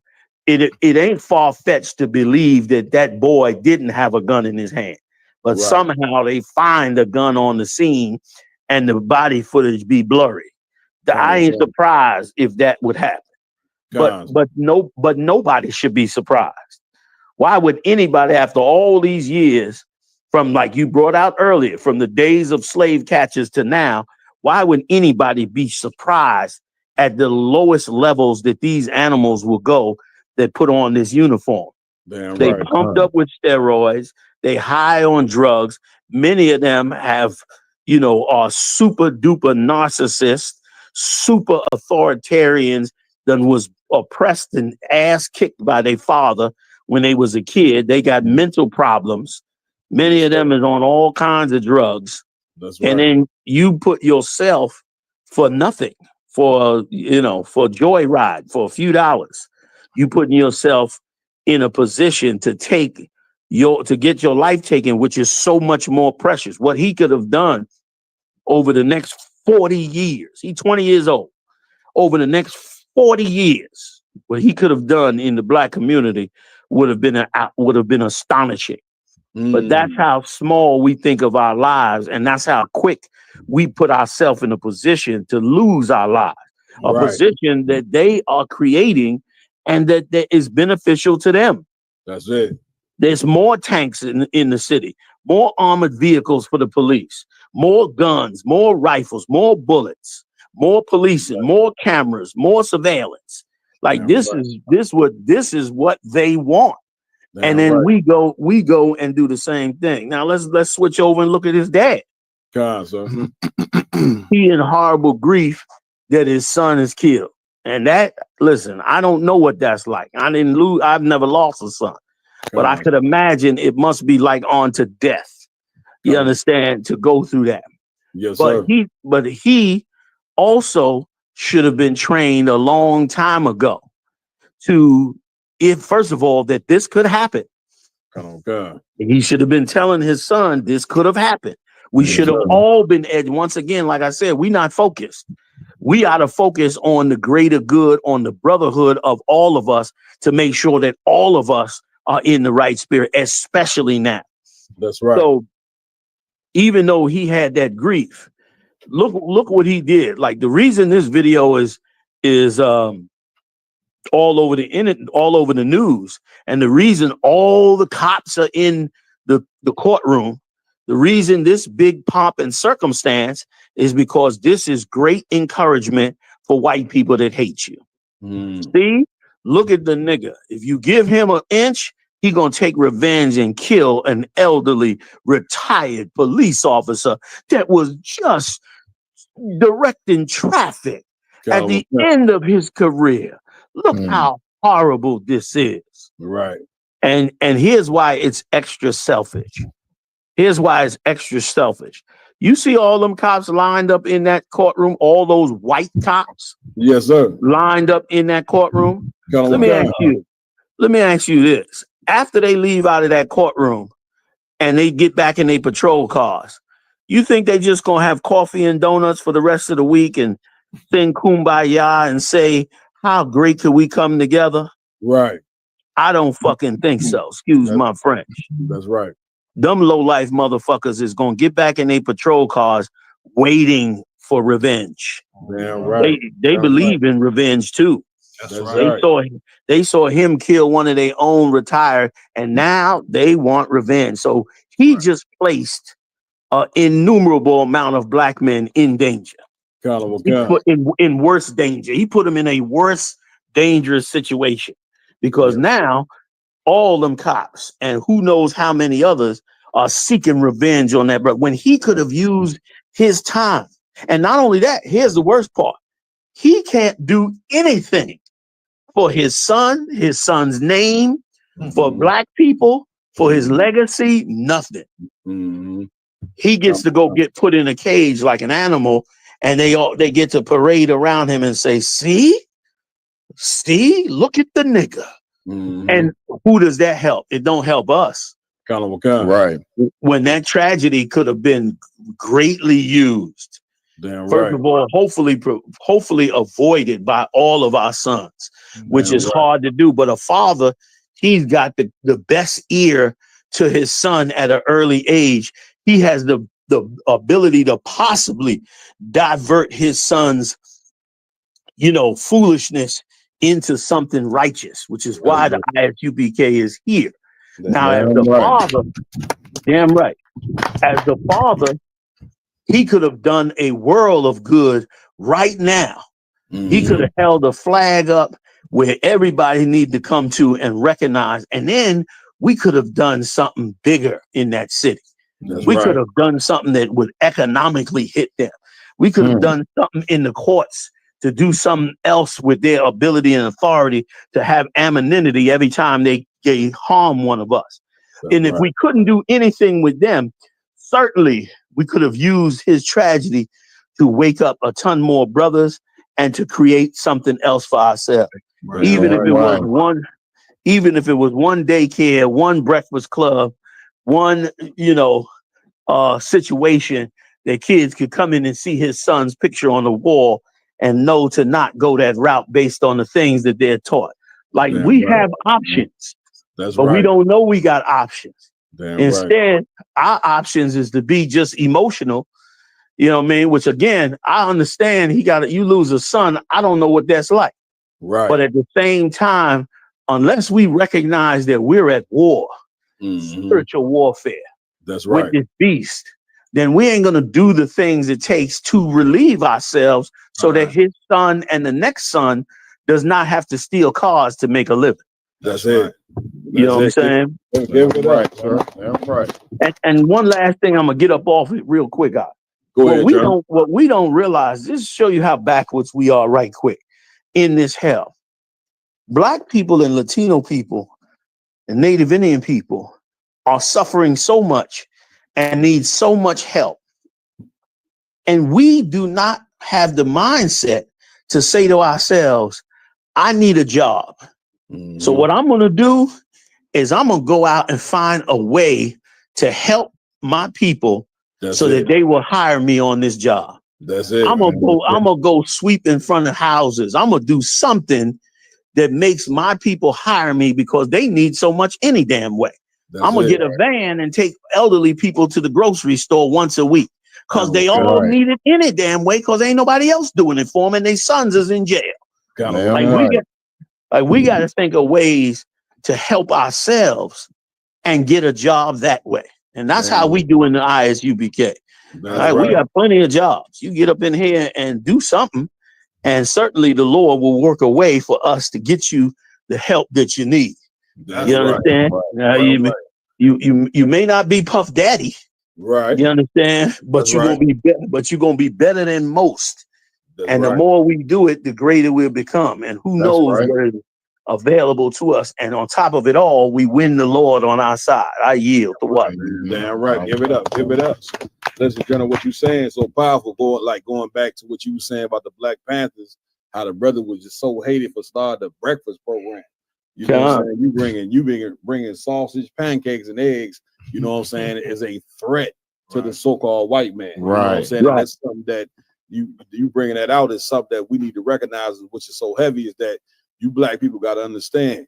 If you want to look for leadership and you want to look for men that's gonna fix you, it's gonna sound real crazy. You know what I'm saying? But you got to go and search for the men in America, the Black men in America that's hated the most. That's right. That's what you got to go search That's for. right. And then when you search for them, you got to examine, well, why is these brothers hated? Why is the ISUBK labeled as a terrorist group or whatever, you know what I'm saying, group, you know, in that magazine, Right. You know what I'm saying? Why is Commander General Yohana so hated? Why is it that Black people don't know about Commander General Yohana? You know what I'm saying? Right. It's because of what General Yohana was just saying. You know what I'm saying? Because a military leader, you know what I'm saying, before he get to a gun, he's fixing your mind and preparing your mind for war. You understand? And it starts from when a young boy is 5 and 6 and 4 years old. The worst thing that could happen to a male is to grow up in the house where he don't have a father to teach him, you know what I'm saying, how to be militant. And being militant means you do what? You able to control your emotions. That's right. You know what I'm saying? You able to do the one thing that America wants you. America wants you to be a criminal. That's why they removed the Black man from the house. They want you to not. They want you to be emotional. You know what I'm saying? They want you to, you know what I mean? You understand? They want you to go overreact and all that stuff there. But you have to have a father to teach you how to control your emotion. You got to have a father that teach you from day one. Not when you older. I'm coming to you, brother. Not when you're a full-grown man, but from day one, you got to have a father teach you when you 5 years old or 4 years old. Son, let me just explain something to you. The white man is the devil that the Bible speaks of. Damn right. Do you understand? We must remember that Jesus Christ was not loved by everybody. Like y'all, they try to paint a picture now, General. Get me right on this. Like the whole world loves Christ. Right. When you go in that Bible, Jesus Christ was hated. Why in the hell you think they put him to death? Nobody puts a man to death.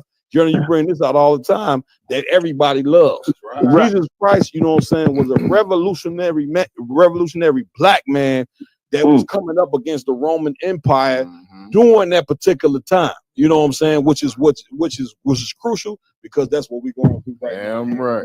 So true. Black men to step up, strap on your boots, and get a part of this warfare that's going on in ISUBK. Come on, Captain. Just to piggyback on what you're saying, please. Like, listen, for them, they wanted to demonize and unalive all these men, especially what we do, for wanting to feed our younger generations. And we're not only just feeding out. We don't want to just feed our younger generations food. We want to feed them the truth because that's what's going to gird them up to be able to live the life when we're gone. That's it. See what I'm saying? And they want to snub that away from us. That's it. You see what I'm saying? That's it. So it's like, where can you absolutely turn? But you can't live in two Americas. You're gonna have to pick one. That's right. One America is where you live. The other America is where they live. That's it. But one thing I love about Commander General Yohana as well is he always shows the photocopy of ancient Egypt and America. That's it. And everything that we suffered in America now, we have suffered in past times. That's it. And why won't we just study that? That's it. Like, why won't we, if we're gonna really look at Kemet, we gonna really look like big up to Captain Zaryak, the Kemet killer. Yeah, if right. we're gonna look at Kemet and really examine what's going on in that land, we gotta first look at the demographics that was in Kemet. That's you got to it. look at the poor. You got to look at the rich. You got to look at how they kept them poor. You got to look at how they stayed rich. That's it's it. the same dichotomy to today. That's it. It Damn just, right. It just doesn't it doesn't make sense for us to want to continue to crave America like this. Damn right. And like you said, we have to absolutely be unwell. Damn right. My partner Zah, come on, Warrior. You know what I'm saying? I just, just piggybacking off what you and the general was just saying. Camera. You know what I'm saying? Especially on the breakfast program. You know what I'm saying? And that just further makes you understand that the white man is the devil the Bible speaks of. Damn right. Because it's okay for a black man to fight another black man every day in America. That's totally okay. It's okay for a black man to murder another black man in America. That's definitely okay. That's right. You know what I'm saying? You getting rid of two stones with one brick. You getting rid of this brother and another brother going to jail for the rest of his life. It's okay for a black man to sell drugs to another black man every day in America. That's cool. But when it comes to a black man loving another black man, that is a threat to America. You know what I'm saying? We played the video of the father saying he forget the grandfather. Jenna, did you see this video, sir? No, I didn't. We got a video of the grandfather saying he forgive the officers that murdered his grandson. We also have the video of the police eyeing down him. Play the one with the police eyeing the officers playing them. Yeah, play that one first, then play the other one after that. Courtroom, sir. Yeah, please. Oh yeah. It's crazy because Commander Hunter, what he said was insane. This brother here did this, and now he's absolutely off the board. He's not even a piece to be used anymore by the Lord. That's it. You understand? Which is why you gotta have like the general was saying, you gotta have a brother. Brotherhood is a weapon. You gotta have a brother, you know what I'm saying, to be able to tell a black man how to deal with this type of situation when it go down. Because really, it wasn't just one life just was lost. Now 2 lives is lost. Kana Wakan. You know what I'm saying? Kana Wakan. Good night. You make cops think that they justified in the things that they do to us. Kana Wakan, General.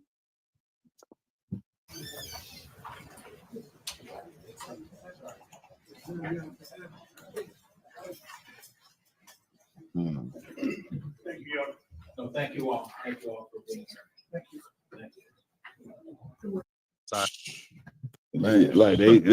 They tried to use General. Did you see that video, General? Yeah, I saw the first one. You know that. I call it the big bad wolf video. That's what they want. You know what I mean? Yes, sir. Ooh, look at the big bad wolf. Look at the big bad wolf. Yes, sir. He didn't even use a gun. He rammed him with the car. You know what I mean? Yes, sir. But they need him to be the menace of society. What we better do. Ooh, see? Now y'all know why we slam them on the ground. This is why we do them all the time. Yes, this sir. is why we so aggressive. Because if you're not, they will run your grandfather over with a car. They're animals. General, go ahead, Doc. General, if I could, get me right on this, General. This is the same propaganda before Hitler exterminated the fake Jews, the Jewish people. This is the same propaganda the Germans used. You know what I'm saying? It absolutely is. Hype up the German people. You know what I'm saying? To basically, encourage them to demonize this group of people and go ahead and kill them. So we should, as military soldiers for the righteousness of Christ, yes, we sir. should see that the minute it presents itself in our mind, we should be saying to ourselves, wait a minute, what's being presented here? Why is this happening?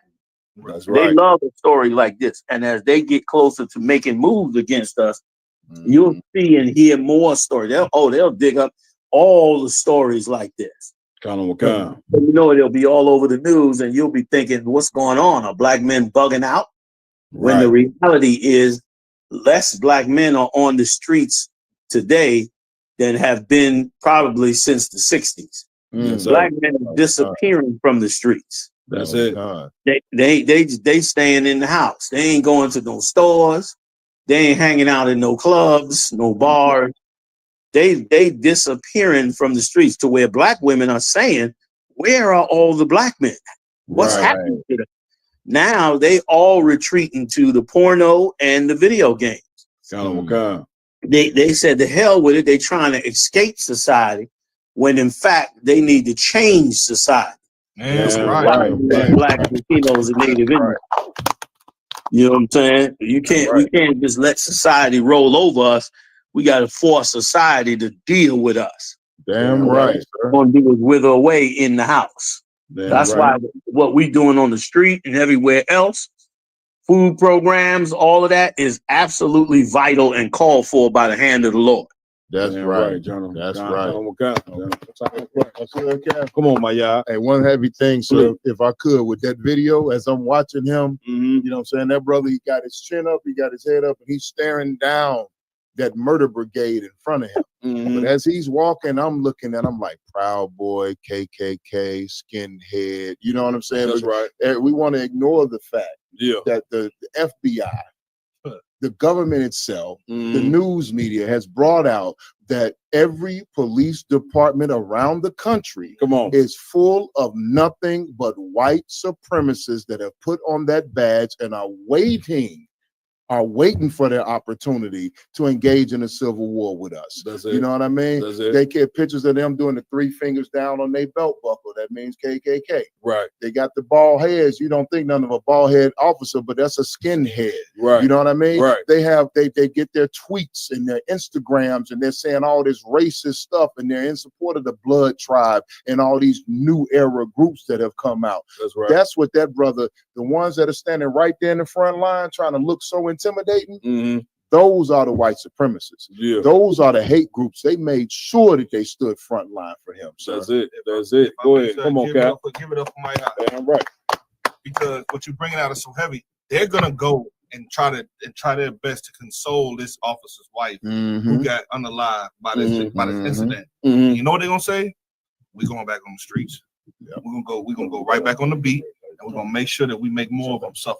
We're gonna make sure that they know that we're not playing about our Conrad. See, they have a brotherhood. Imagine, and I pray this never has to, we never get to experience none of this. But imagine somebody taking me from you. How would that make you want to react? They don't have the restraint and the discipline given by the Spirit of the Lord to not make them go out there and unalive any of us. And then so not only are they the officers or the FBI, they are teachers. You understand? These are the people who teaching your children. These are the people who are at the doctor's office. Every aspect of this entire country is absolutely racist. It's inherently racist, right? So, go ahead. Go ahead. So what they want is blood. That's it. Because they lost a brother.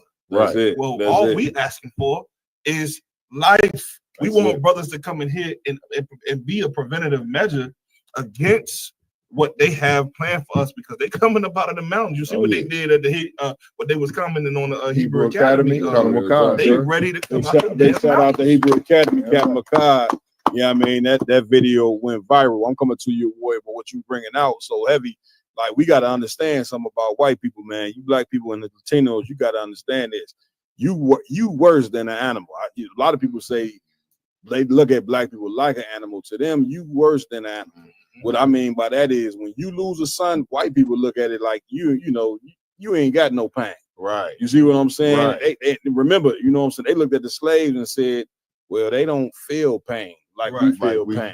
You see what I'm saying? Like, the white man got more sympathy for a damn golden retriever than he do for you. You know what I'm saying? Let a puppy get killed. White people will lose their mind. You know what I'm saying? They ready to call, you know what I'm saying, animal control or whatever, you know what I'm saying? Let a dog get killed, man. You gonna feel the brunt of white people, you know, when a dog get killed. But when a black or Latino man get killed, nobody cares. To you worse than a damn golden retriever and a pit bull, you know what I'm saying, or a dog. Your life means nothing. And who want to live in a society where your life don't mean nothing? Who want to live in a society where when your son leaves the door, you got to worry about if he get in a traffic stop, he may lose his life because his tail light is out. He run and the police say, well, he had a gun. You know what I'm saying? And the family come and say, well, he was a good kid.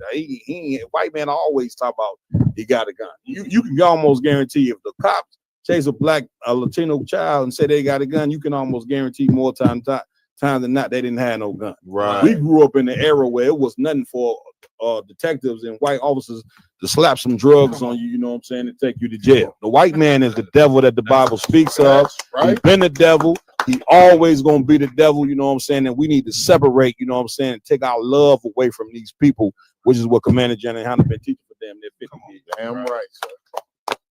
You understand, Warrior? Please. There you go. Yeah. Con, let's get it on. General, you there, sir? I'm here. I'm here. Can you hear me? Yeah, we got a brother from Big O Live. He got a question or a comment. All right. Go ahead, brother.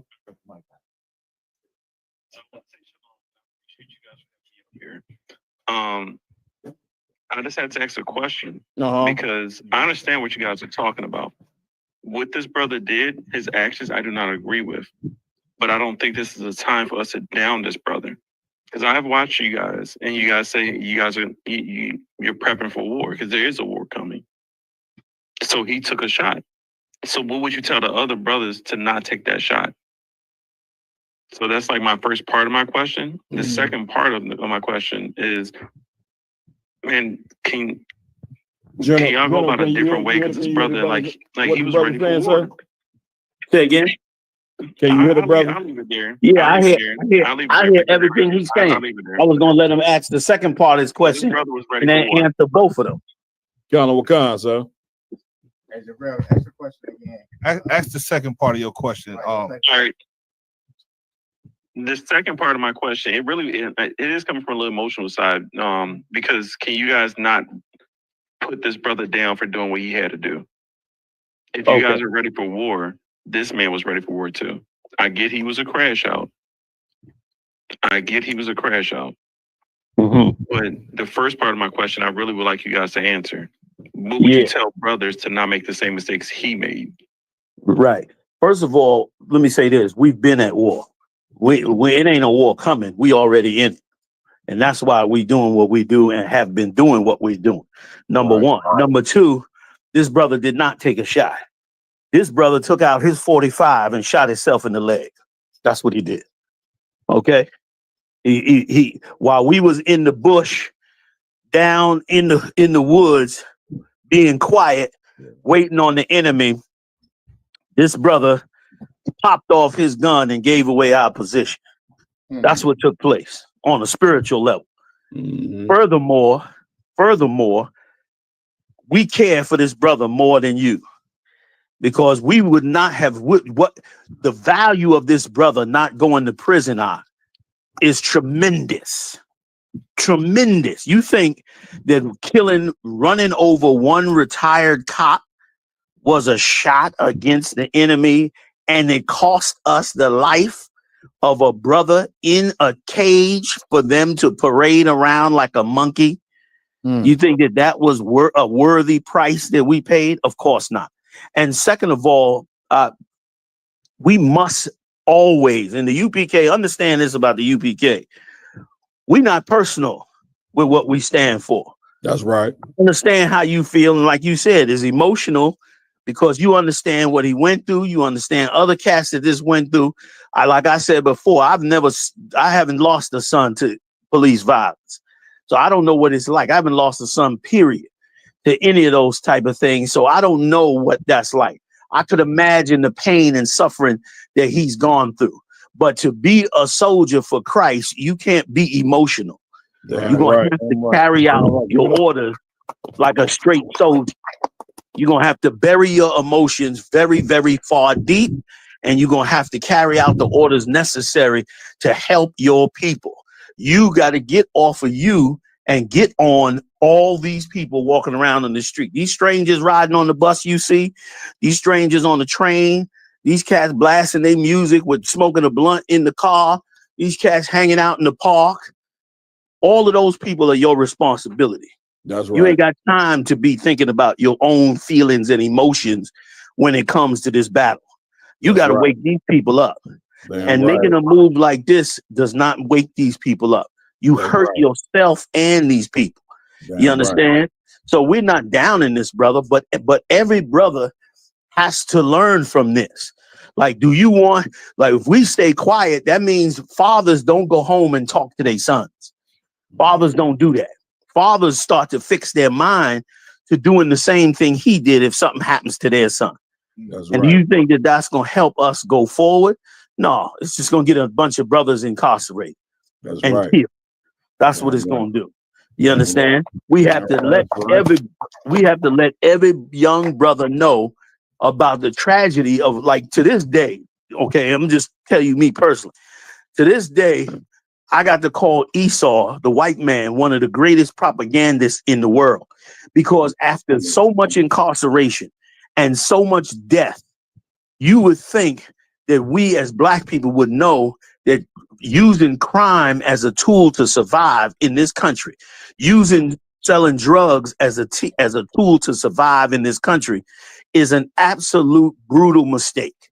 And the only way that we would believe to still do it is if this animal that's over us has given us so much propaganda, so much emotional feeling about being a gangster and selling dope and handling your business and not being a punk. He done gave us so much emotional injection of that bullshit that now we almost cannot stop doing the shit, even though we know it end up in death for damn near all of us. That's it. Death meaning incarcerated, in a wheelchair for life, blind, and of course, plenty of us dead. Broken families, no fathers, all of that. Like like what is being pushed here is so wrong. Like, if anything, he should be angry at himself and his son for doing what he did and keep perpetuating this evil thing that goes on with us. Again, I totally get it, how a father would feel if his son was killed by these devils. I know I would feel like that. I'd have to call the brothers, man. They'd have to take my guns out my house because they're gonna know what the hell I'm gonna do. And they're gonna sit here just looking at me for hours, if not days, to make sure I don't run out that door and do something stupid. That's it. But they're gonna have to do that. And if in the brotherhood they do it, it's because, brother, we got to think beyond us. Damn right. So ain't nobody down that, brother. We use that brother's tragedy to help every brother coming along. Damn You understand? right, He should be, and listen, when he sit up in that cage for 10 years, after 10 years of them abusing, if he's still alive, because he's going in a cage under their hand. So if you saw what happened in New York City, big shout out to Azania, how they dragged that brother into the medical room, choked him to death and beat him to death in the medical room. And to this day, brothers are still trying to figure out what did he do that was so egregious that made them brutalize him in such a way and break his damn neck. Like once again, you giving them just another reason to take revenge on us when we need a reason to take revenge on them. That's what we need to be doing. You understand? Like, you know what we need to do? We need to give me a city. Take all the brothers in Chicago and stop them from committing crimes and put on that jacket and line up with them boots and become soldiers. That's how you take revenge on this devil. You understand? That's right. You understand? Then you take them soldiers, brother, and you start having community police forces or private security over black neighborhoods in Chicago to further stop the crime, to further stop the drugs. That's how you take revenge on that bastard. You understand? Right. You shut his world down. Then you stop buying in the Korean store and you open your own Chinese restaurant. Nigga, Chinese food. That's how you take revenge on this bastard. That's how you go to war with him, man. Then you open up your own supermarkets and your own schools, and you set up all of that up under his nose. And when he come acting like, why y'all being such separate? This is racist. This is whatever. Then you just pull the latch back on that sewing machine and let him know that this is our survival. This is what we do to survive. That's how you take revenge on this devil. Not making him feel like he got the proper enemy. Black people could never be an enemy to white people.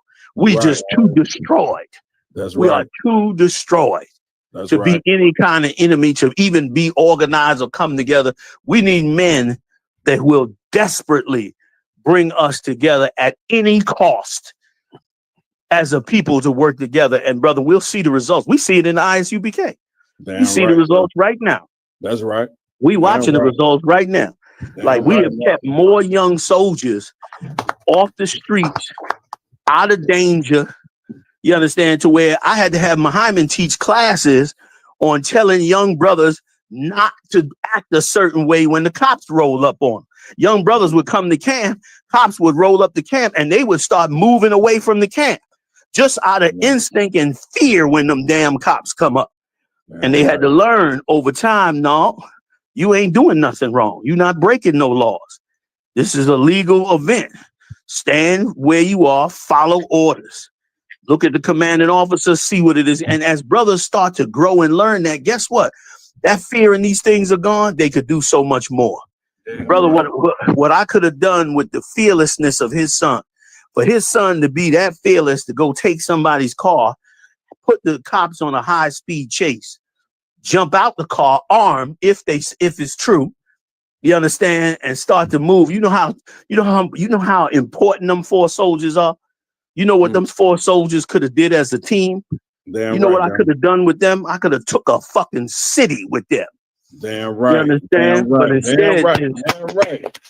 Instead, they in the grave and they in a jailhouse. That's and they right. gonna get worse, and they gonna get worse time because of what the brother's father did. Damn They're gonna right. get worse time. Damn They'll right. find some federal attachment or some bullshit to add to them and try to serve all of them up 20 years. That's right. That don't help nobody out, and it got to be brought out. The brother, I know the family is upset, and the family don't. That's why nobody don't like the Israelites. They don't like to hear the truth. They don't like to be faced with what's really going on. That's you right. understand? And if you care about them, if it was my son, I would say, this motherfucker, how could he go out there stealing a fucking car? We could have came together and got him the money for a goddamn car. Right. I would have been so mad at him for getting himself killed over a bullshit ass Hyundai.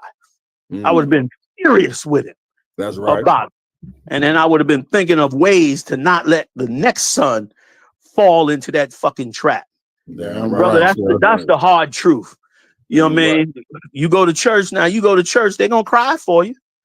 Gonna put their arm around you and cry for you and tell you it's a tragedy and all of that. And then after the service is over, they're gonna go back home and say, that's just another nigga loving to kill and commit crime. You better find Jesus. And they're gonna not give a damn about you, but you know what? UPK, we ain't built like that. We lost that soldier. We lost 2 good soldiers. No, scratch that. 5 good soldiers over a Hyundai. 5 soldiers over a bullshit ass Hyundai.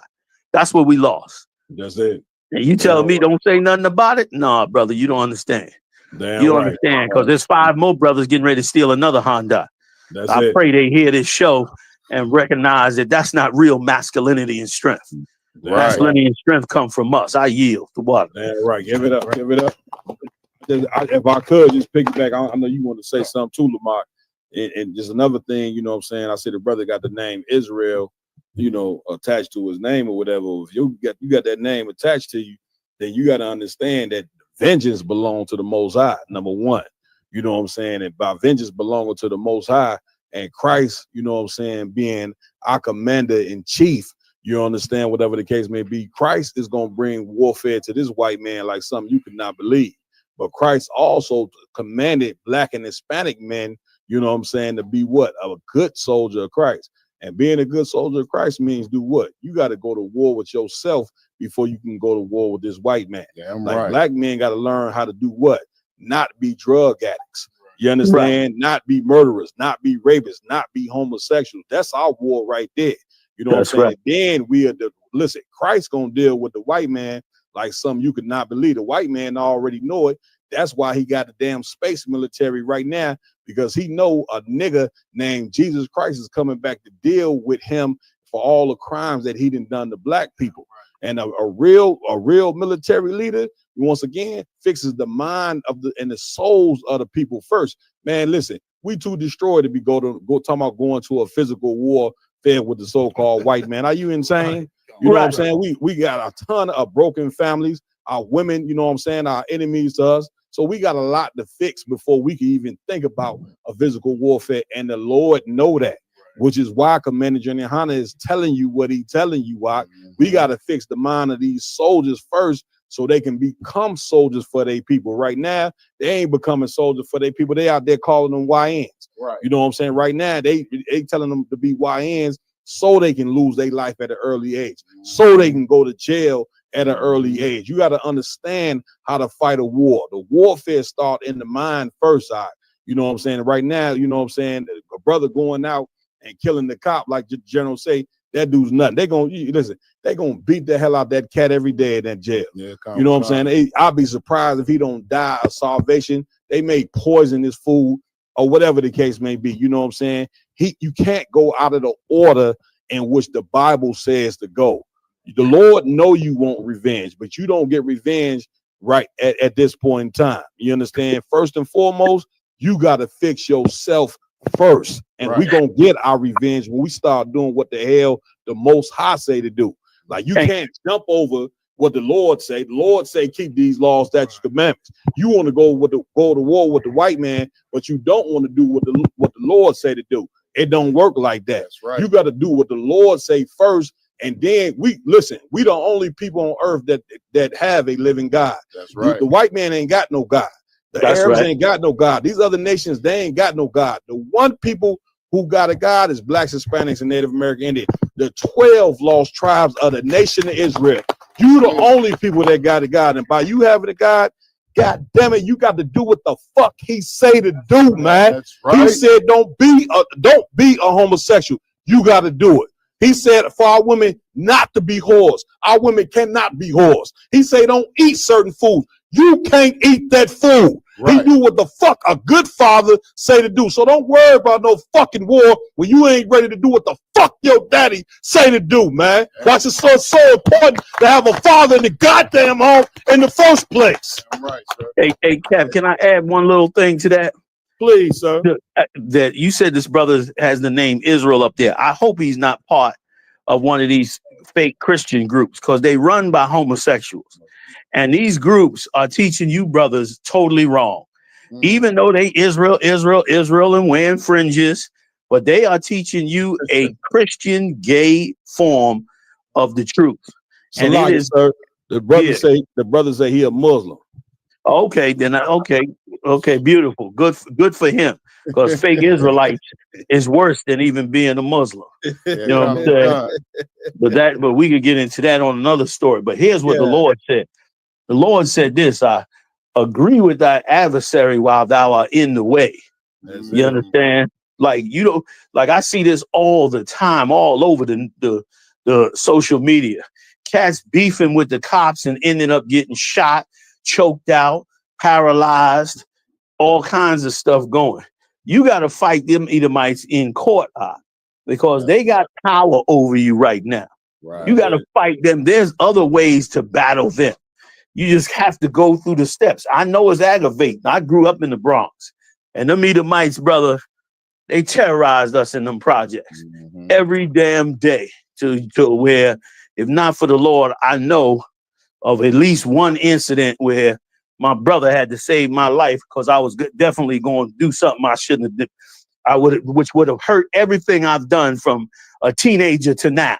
Like, from that teenage level, I was about to get taken off the chessboard, and I realized now how grateful I was that he stopped me, that he was able to be strong enough to not let me go down that road, because as a result, I did so much more for later on.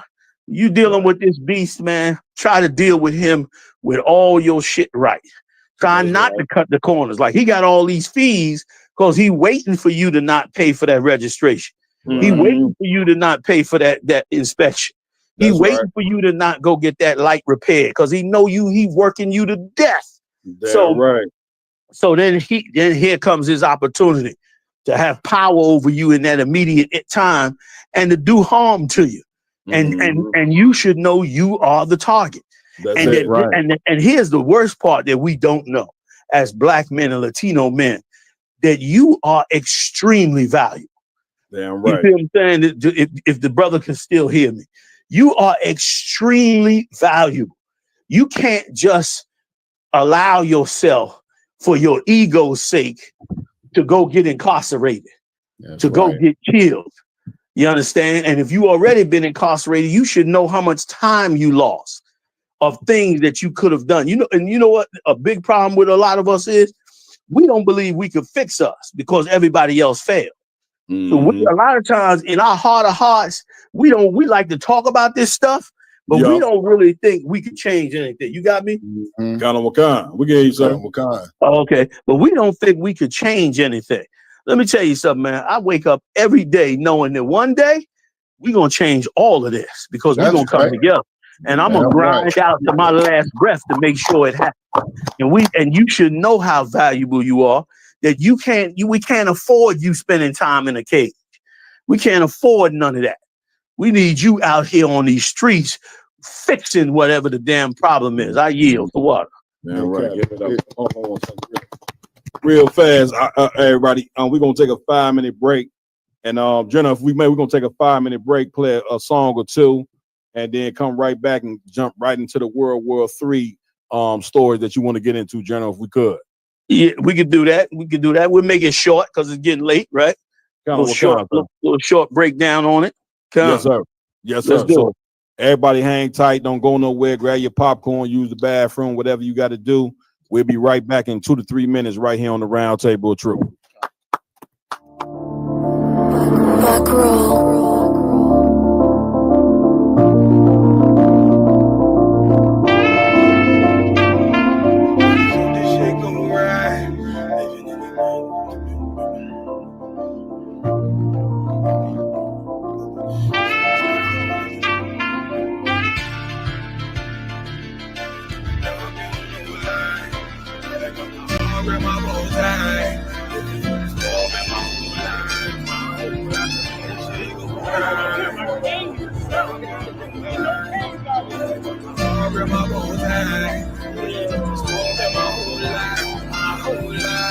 You'll never see another nigga like this. Used to have that white bitch popping on the night shift. Now I'm going westward, sharper than the ice pick. On you rappers' necks and it's feeling like some vice grips. Yeah, that's light shit. Send my bro a kite quick. Ties of war, we ain't forget about you. Keep your light lit. Rappers can't see. Most of them scared to witness. Go on, close your eyes. There's one right here for the trenches. Bad bitches, natural hair or extensions. Hood niggas that'll probably grip like some dentures. Brothers on them fences. 23 and 1 out. Praying that that commissary hit before it run out. Bitches on the gram, dog filter with their tongue out. Couldn't stay home because they found the dugout. Closed casket, burner in the low jacket. My co-captain, riding on these whole rappers. My hoes fabulous. Now I don't mean that derogatory, but I'm a player and there's no my women riding for me. I avoided Maury. I got 2 jets. If I can't make it do for them, then I'm useless. Sit down that roof, Chris, with a couple bosses. After the war, just to count our losses. There's not many. You see a smile on my face, but I'm not friendly. Gun on my waist, sipping white Henny. I just hope this shit go right. Living in the dark, you don't know light. Gotta got my heart with my bow tie. Waiting on the storm in my whole life. I just hope this shit go right. Living in the dark, you don't know light. Gotta got my heart with my bow tie. Living in the storm in my whole life. My whole it's life. So melodic. When I be dropping this ebonics, this ghetto phonics, it got me on the level supersonic. My bomb atomic, and you know where you can find me. Somewhere probably folding this paper origami. My name is pure as the Dasani. My wave is like a tsunami. I went from 0 to 100, feeling like Ricky Bobby. I made a deal with the Reaper. Got a couple wives, they some keepers. Talk a lot of shit, but you can't walk a mile in my sneakers. Bitches go to Miami, come home and change features. Now she got a BBL, her ass fatter. Trying to show up all them niggas that laughed at her. Now when they see her, they only wanna fuck her. They just wanna touch her. They don't wanna cuff her. They just wanna come and kick it with her like a punter. Turned her to a runner, now it's all aboard the train. Fenty on her face, but it's not concealing the pain is a shame. That's why I'm in the hood like some rap snacks. I know niggas kill you and your mama for a scat pack. Dark tint, matte black, they do it for half that. Had you like 90s Missy in a fucking trash bag. I'm from Philly, we don't do bank accounts, just cash app. I spit a verse and I just watch the time slow. This that guy flow, this that shit that rappers die for. This that uncut Tahoe Wall Street from Pablo Escobar. I be at the bar like Moscato. They think it's effort, but no, this that block work. Make the countermeasures, take pleasures, making an op hurt. Lighters in the sky, cause every verse is a concert. My mind work at speed y'all can't fathom. Listen to the words of a champion. It can't. The streets need another anthem. I just hope this shit go right. Living in the dark, you don't know like. Gotta got my heart grip my bow tie.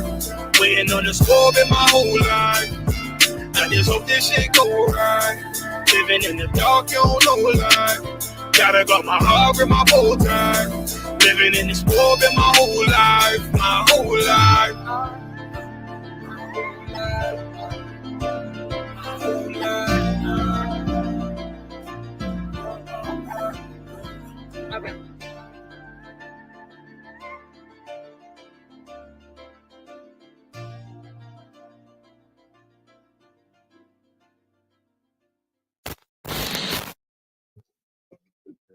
Hey, Shalom, Israel. We back on the set. Give it up. And go about to get into it. You know what I mean? The story about World War III. I know Pakistan and India over there getting it on. You there, General? Yeah, I'm here. You understand? Pakistan and India over there getting it on, General. You know what I mean? Yes, I sir. want to know, you know what I mean, what time it is with this World War III, General, if we could. Wakan. I think they're pushing the pieces a lot closer. Now it could die down, it could get worse, but I tell you what it's all about. Come on, you know what I mean? Like that, we don't know if India got them people killed or Pakistan got them killed. Either way, somebody wanted the two sides to go to war.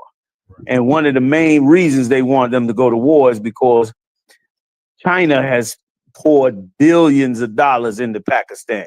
What China's trying to do is build like what they call a silk highway straight all the way through the country of Pakistan. They done built ports, nuclear plants, high-speed trains. Like they done modernized Pakistan with billions, but it also put Pakistan in a precarious situation because in a war, Pakistan may not be able to protect all that infrastructure, which means China got to bring troops down in there. You understand? The U.S. wants to cut it off because, of course, that means China gets richer and richer, and it hurts the U.S. and their economy. Right. And the goal is, here's the goal. The goal is to get into Iran. It's hard to show you without a geographical map, but Pakistan shares a border with China and Iran. We're gonna have the brother, if I could, General, we're gonna have the brother pull the map up if we could. Yeah, let's pull the map up. Because those borders are the back door to Iran. Like in that conflict, they want to get in there and get to Iran. The whole goal right now is to get Iran. And the reason for that goal is because Iran is on the cusp of nuclear weapons if they don't already have them. So they need to get India and Pakistan at battle so they can shut down China, so they can use that corridor to get up into Iran and try and shut Iran down. And the Israelis have already fired on Iran. Iran already blew up one of their airports. So they already in the middle of a skirmish, about to go full tilt. But now here's the thing. If they get into that war deep and they move on the southern part of Iran, Iran is gonna move on Saudi Arabia. And it'll be total biblical prophecy. You give me a second, I'd like to read it. It'll be total biblical prophecy. Damn right. Oh yeah, that's a good map right there. Can you make it bigger on the screen? So like I said, that's the map of the Silk Road. So you know our enemies don't do anything new. So back in the days, China had what was called the Silk Road, and that was how they established a trade route to the west, to like Western Europe and the Mediterranean. So this is the exact same trade route that they used about 1,000, almost 2,000 years ago, and they're back on that path right now.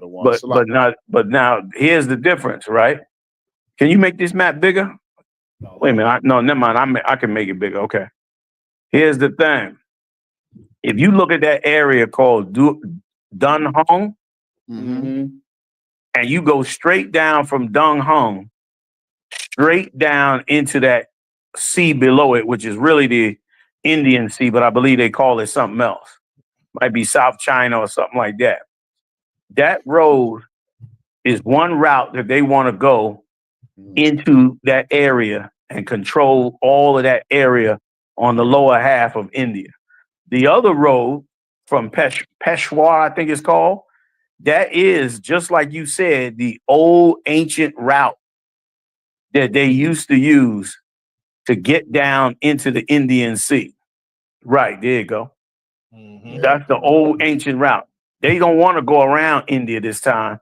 They want to come straight down between India and China and cut into that road right there, which is really Pakistan, which they really the same people. Right. And so all those billions is piled up in that area right there between them two. And they want to get all of that area. The U.S. wants to see that area shut down. Because again, if you go on the other side of India, that's Iran and all the other areas over there. And this is what they want to get into and destroy through Peshawar as well. They want to come in the back door and attack Iran. But the problem is you see Arabia right next to it, right? Right. Once they attack Iran, they got to stop Iran from attacking Arabia. And if they attack Arabia, if you look on that same line coming from Gaza through Arabia, you see that little tiny area? That's not all Arabia anymore either. That whole lower part that you're looking at, that's Yemen, who are allies with Iran. So if you look down towards the bottom of the part that says Arabia, there's two tight little, real tight squeeze, right? That's the Straits of Hormuz. All them oil tankers got to come out of there. All that trade got to come out of there. Most of what Israel gets comes through there. If that war spreads, they're gonna cut off them straits. They cut off them straits and invade Arabia. If Iran invades Arabia, that's the end of oil around the world till that war is over. They're gonna shut down everything dealing with oil. Gas prices gonna go through the roof. Machinery, everything gonna start shutting down. Everybody's economy gonna get crazy. And if China and Russia get the Brexit off before they do it, that means they're gonna have their own economy, which means the dollar is not gonna have nothing to stand on because the oil gonna be cut off, or at least close to cut off. And then you in the full World War III. Then everybody got to get in it to stop what's going to happen. That's what you're going to have after that. So you got Pakistan on the other side of India, right there getting ready to get into it with them, and you got Iran on the opposite side, ready to get into it, and Saudi and Yemen below them, and Saudi Arabia above it. So this means a lot if it goes into Iran. It means a whole lot. It's just a little update, little bump. But once again, the Lord's showing us He's bringing more of them into this battle. Also, too, something that was shocking, it was a little shocking, was that Turkey went and sent arms and troops down into Pakistan. I seen that. Which is, now that's a NATO country. Right. Means they going against NATO and against the West and arming this country all the way down here, which all of this is problems. All of this is problems because they didn't expect it from Turkey. Let me read just one scripture and I'll get ready to get up off of it, all right? No, you good, Johnny. Go ahead.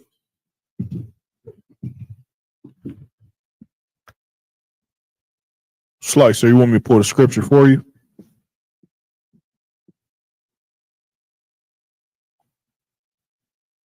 General still there? Yeah. Con, so we can hear you now. We can hear you, General. Oh, okay, Salaki.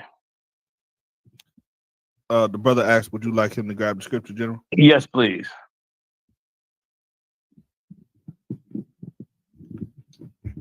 Like, sir, what scripture Oh, do I'm you sorry. want? Isaiah 21:2 would show you we getting closer and closer to this war, this whole war. And let me tell you why it's so spiritual and beautiful. It's spiritual and beautiful because the more they start to prepare to move against us, the more every time they ship brothers and sisters that are the Lord's chosen people up out of this country, they bring the whole world closer to the Third World War.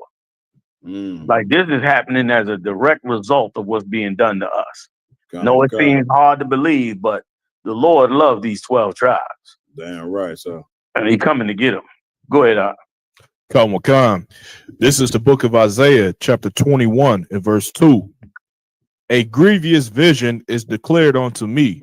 The treacherous dealer dealeth treacherously. That's right. And the spoiler spoileth. Right.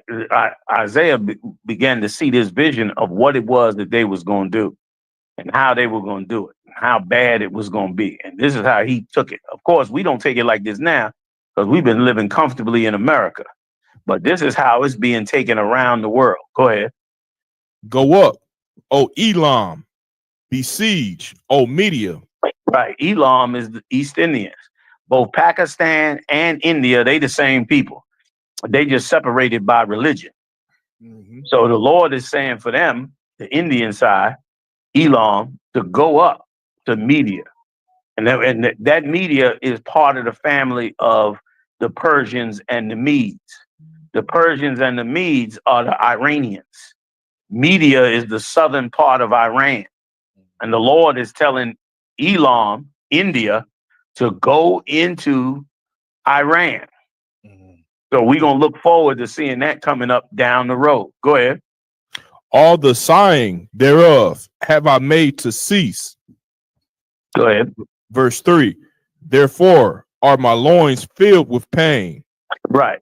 So he's saying he made the signs to be at ease. The sign to be at ease, meaning he taking off the suffering vibe on India. He's making India. You see how they got all angry with Pakistan? Like they changed that old Bollywood shit. They ain't gonna be making them movies in a minute. all that dancing shit and all that they doing, they've been to flip all that. He done took the sign away, and now they getting ready to get good and grisly for some war. Go ahead.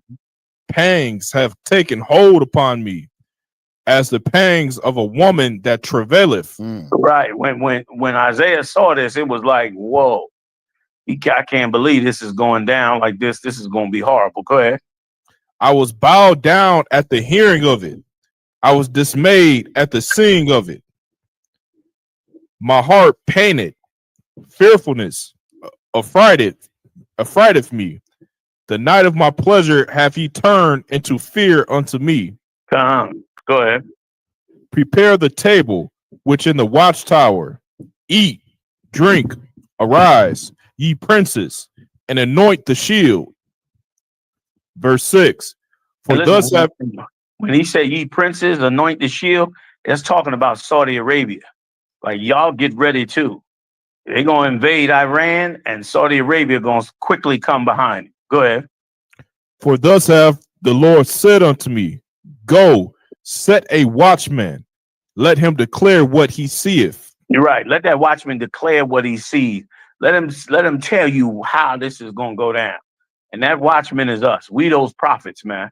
That's letting everybody know exactly how this is gonna go down. You know what I mean? So once again, it's hard. The scripture said we walk not by sight. It's sometimes hard to ignore what's in front of you and to focus on the prophecies of the Most High. But that's what we got to focus on. That's where we get ourselves out of this condition, obeying the Most High and walking the walk he asked us to walk. And we getting up out of here. Go ahead. You had a question for me? So there's this the boss. So I had a question about verse 3.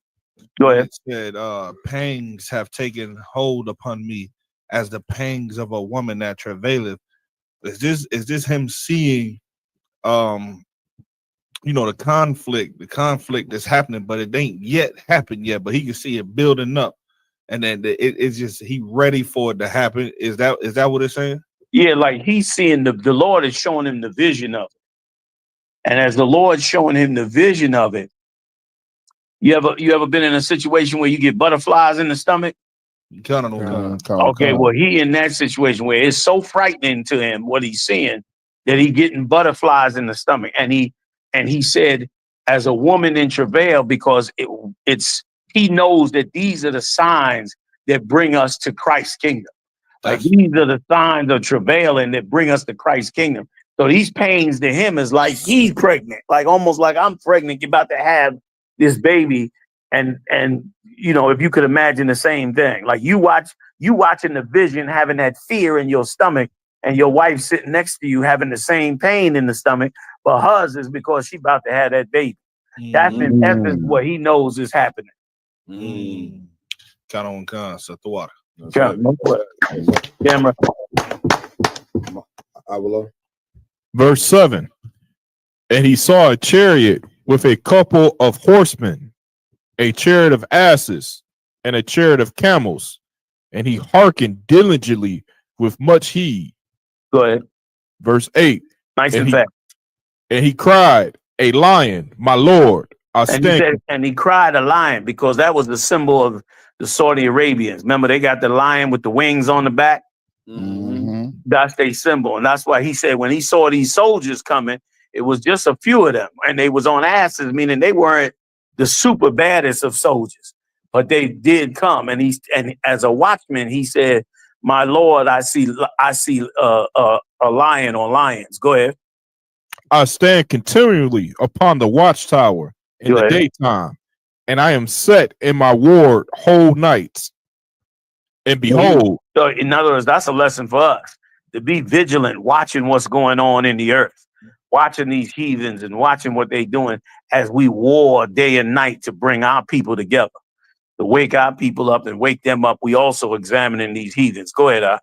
Verse 9. And behold, here cometh a chariot of men with a couple of horsemen. And he answered and said, Babylon is fallen, and all the graven image of her gods he have broken unto the ground. Right. So in other words, as you begin to see this unfold, this starting with this invasion, just know that it's a very strong sign of the complete fall of this empire, and that all their gods gonna fall. You know what I mean? So as we getting closer, we don't know. They could back down. They could calm it down. Every nation is trying to get them to calm down. I didn't know they hated each other so much. That Pakistan and India, boy, they hate each other. Something ridiculous. And they've suppressed many of our people. You got many, many, many groups of our people that have been living in there for hundreds of years, separated from the rest of the other nations, but living in their country under their language and under same like here in America.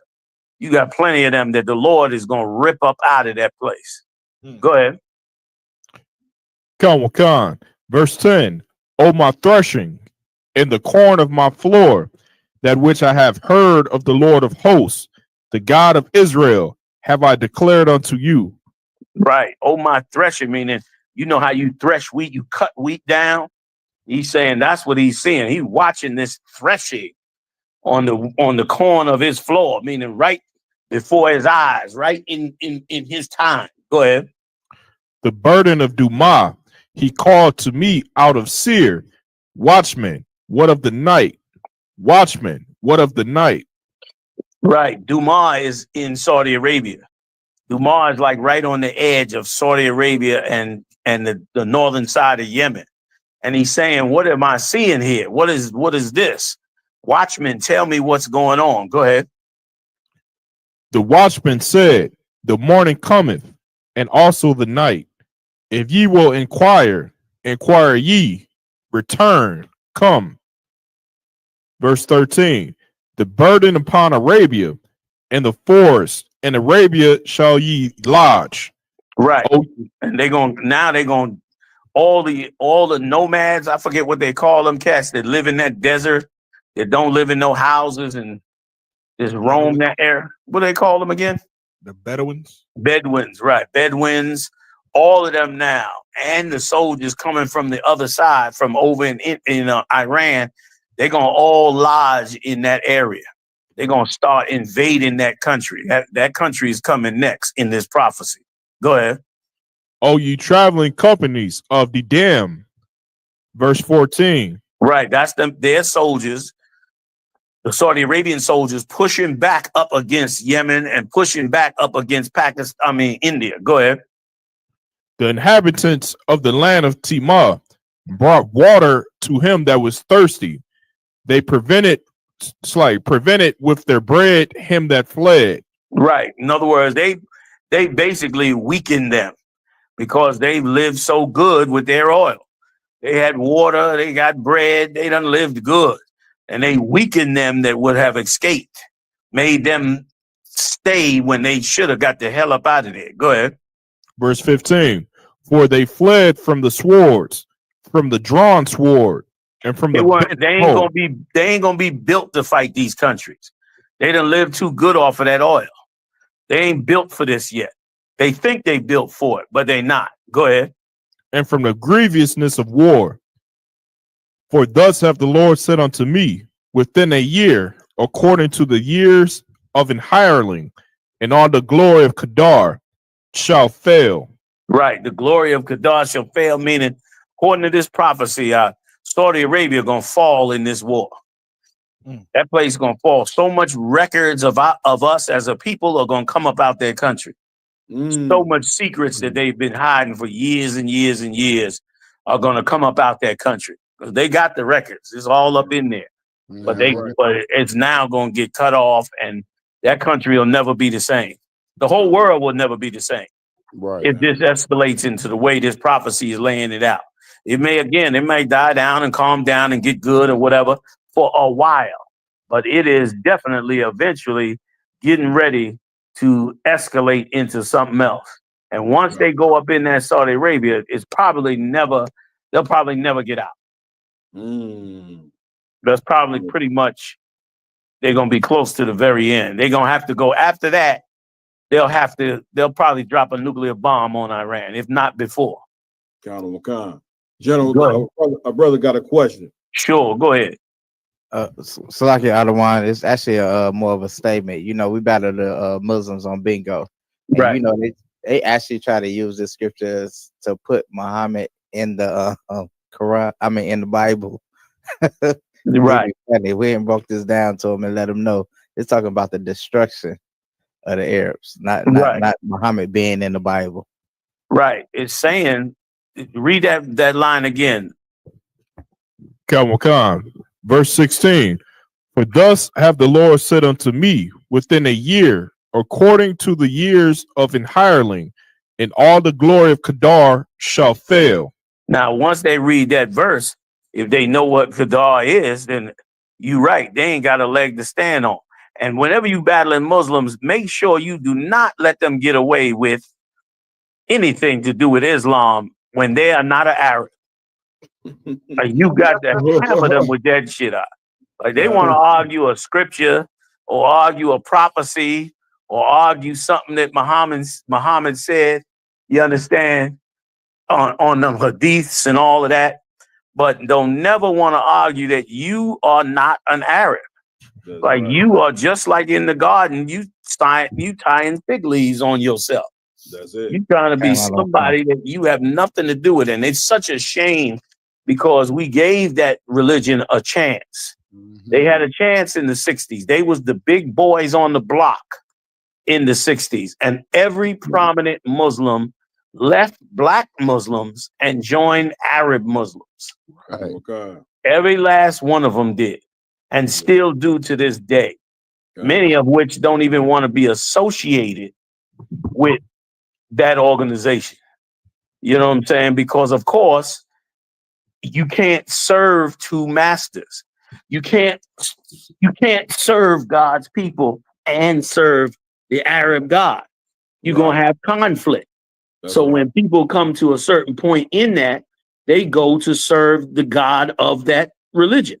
They leave serving black people and then go serve the God of that religion. Which prominent black person left black Muslims, joined the Arab Muslims, and did something great for black people? Name me one. You'll be waiting for that answer until next year. Yeah, Exactly. Exactly. Instead, all they do is get paraded around by the Arabs to make that religion for the Arabs look great.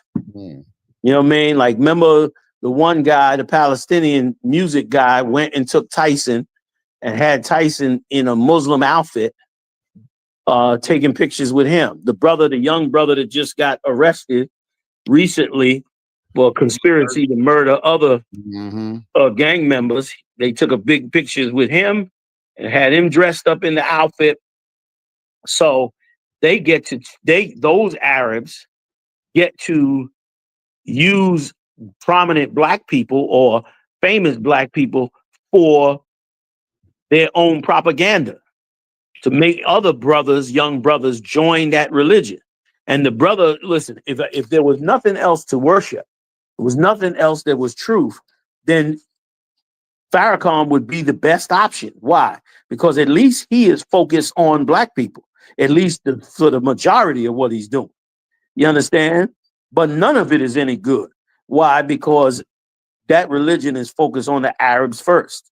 That's why he got to make statements about Gaddafi and statements about what's the name of this new guy, Burkina Faso or whatever. I forget how to pronounce his name. You talking about the cat from the Indianapolis? No, the guy from Africa that like T something. Start with a T. Yeah, it's not even important because, of course, their fight and their war and their situation, one, is part of biblical prophecy, and two, it takes us off of the focus of us.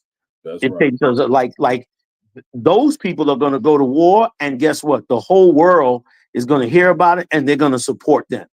You are going to get crushed under anybody that wants to crush you, and the whole world is going to blame you and not them. And that's the difference, and is why we should never focus on another religion. You cannot serve black people and serve the Arabs. You just can't do both. And every prominent black people, I could imagine how much cash those Arab Muslims have collected from so many well-to-do prominent black people, and how much has Farrakhan lost from that money not going to him. You know what I mean? He's supposed to be sitting up in Chicago out with all the greats. Kareem Abdul-Jabbar, Mike Tyson, all of them that became Muslim. They supposed to all be in his presence right now. And I'm sure some of them support him in different ways and certain stuff like that, but they go and give the glory to the Arabs. We are not Arabs. We should have no commitment to any Arabs. We should have no commitment whatsoever to the Arab world, no matter who they are. We should not have any brotherhood with them. We should have, because what have they done for us? Their countries have not stepped up and said, we want y'all to organize. You think they don't know how to organize? They know how to organize. Right. They taking over Caribbean countries right now. They know how to organize. You think they don't know how to organize us? Help us set up our own leadership panels, help us move into different networks. They know how to do all that. How can they do that and empower us and still make money off us? It ain't gonna work. Like, the more they empower us, the less they get. Right. It deletes their ranks. Before you know it, there'll be black Muslim mosques that will be discriminative against the Arabs. You think that they want that? Of course not. They're just giving us a little bit of that religion to attach ourselves to it and to stay in a subservient position with them. We should not fall for it. We got to be completely independent from every nation. That's right. So I didn't mean to do. So that's just to answer the brother's question. That's a good point you brought out about them on Vigo trying to battle you and come up with different ways to attach Muhammad to certain scriptures. And at this point, most of them now have basically conceded that they have to accept the Bible. But I remember the days when they didn't accept the Bible. I remember the days when they said only the 5 books of Moses are true. The rest of the Bible is a lie. That used to be their credo. Now, all of a sudden, you in other books, Isaiah, Jeremiah, and they acting like, well, this scripture is talking about that, and this scripture is talking about that. but meanwhile, you saying the book is tampered with and got no proof that it was tampered with. Right. You know what I mean? And let me tell you something else too, man. I've been over to that side of the world. Many of their prominent mosques are set up with almost like a shrine for somebody that died. They got all kind of prominent Muslims that have a full-fledged tomb inside the mosque. And they're going in that mosque and, you know, touching that shrine for that person and praying to that person. You know what I mean? Like somebody that really examines the Muslim religion would know that that's not us. That's not our legacy. Black people, we cry and mourn over the dead, but we don't worship the dead. That is not our style. That's you know what I mean? Latinos, West Indians, all of them. We don't worship. We don't be keeping no dead body around. Levites, well, a little bit, y'all been a little crazy, but other than that, you know what I'm saying? But other than that, we don't do that. So yeah, that's good. You smash in the morning, but please do not let them off with, make sure the conversation got to be peppered with, but you're not an Arab. That's it. Why are you arguing with me about a religion and you're not a part of a conscious community as well? That's why they fell under Tazariyat. And now they're trying to regroup in the Caribbean to try to get new followers. But the word is coming down there too. And of course, it's going to eat them alive and it's going to break their heart because they're going to have to find out, just like the Benjamites found out before, that Haile Selassie is not a god. And neither was he Jesus Christ. Damn right. So we're going to find out the same about this conscious community. It's wonderful. All that information about Egypt is wonderful for a historian, but it ain't us. That's not, like why, study Egypt all you want if that's what you want to do. Look at all the records and the writing and the this and that. Now they say they found some huge thing underneath the pyramid. That's wonderful. Go ahead and research if you want to, but don't try to change your nationality now, dumb. You know what I'm saying? like you find out some information about somebody else's country, and now you want to be that country. You know what I mean? That's ignorant, and the amount of low self-esteem that generates is disproportionate. I didn't mean to go on a tangent about that, but I will finish this up if y'all don't mind. Was there another question, or can I go ahead? No, John, I just wanted to say, General, what is the epitome of why blacks and Hispanics,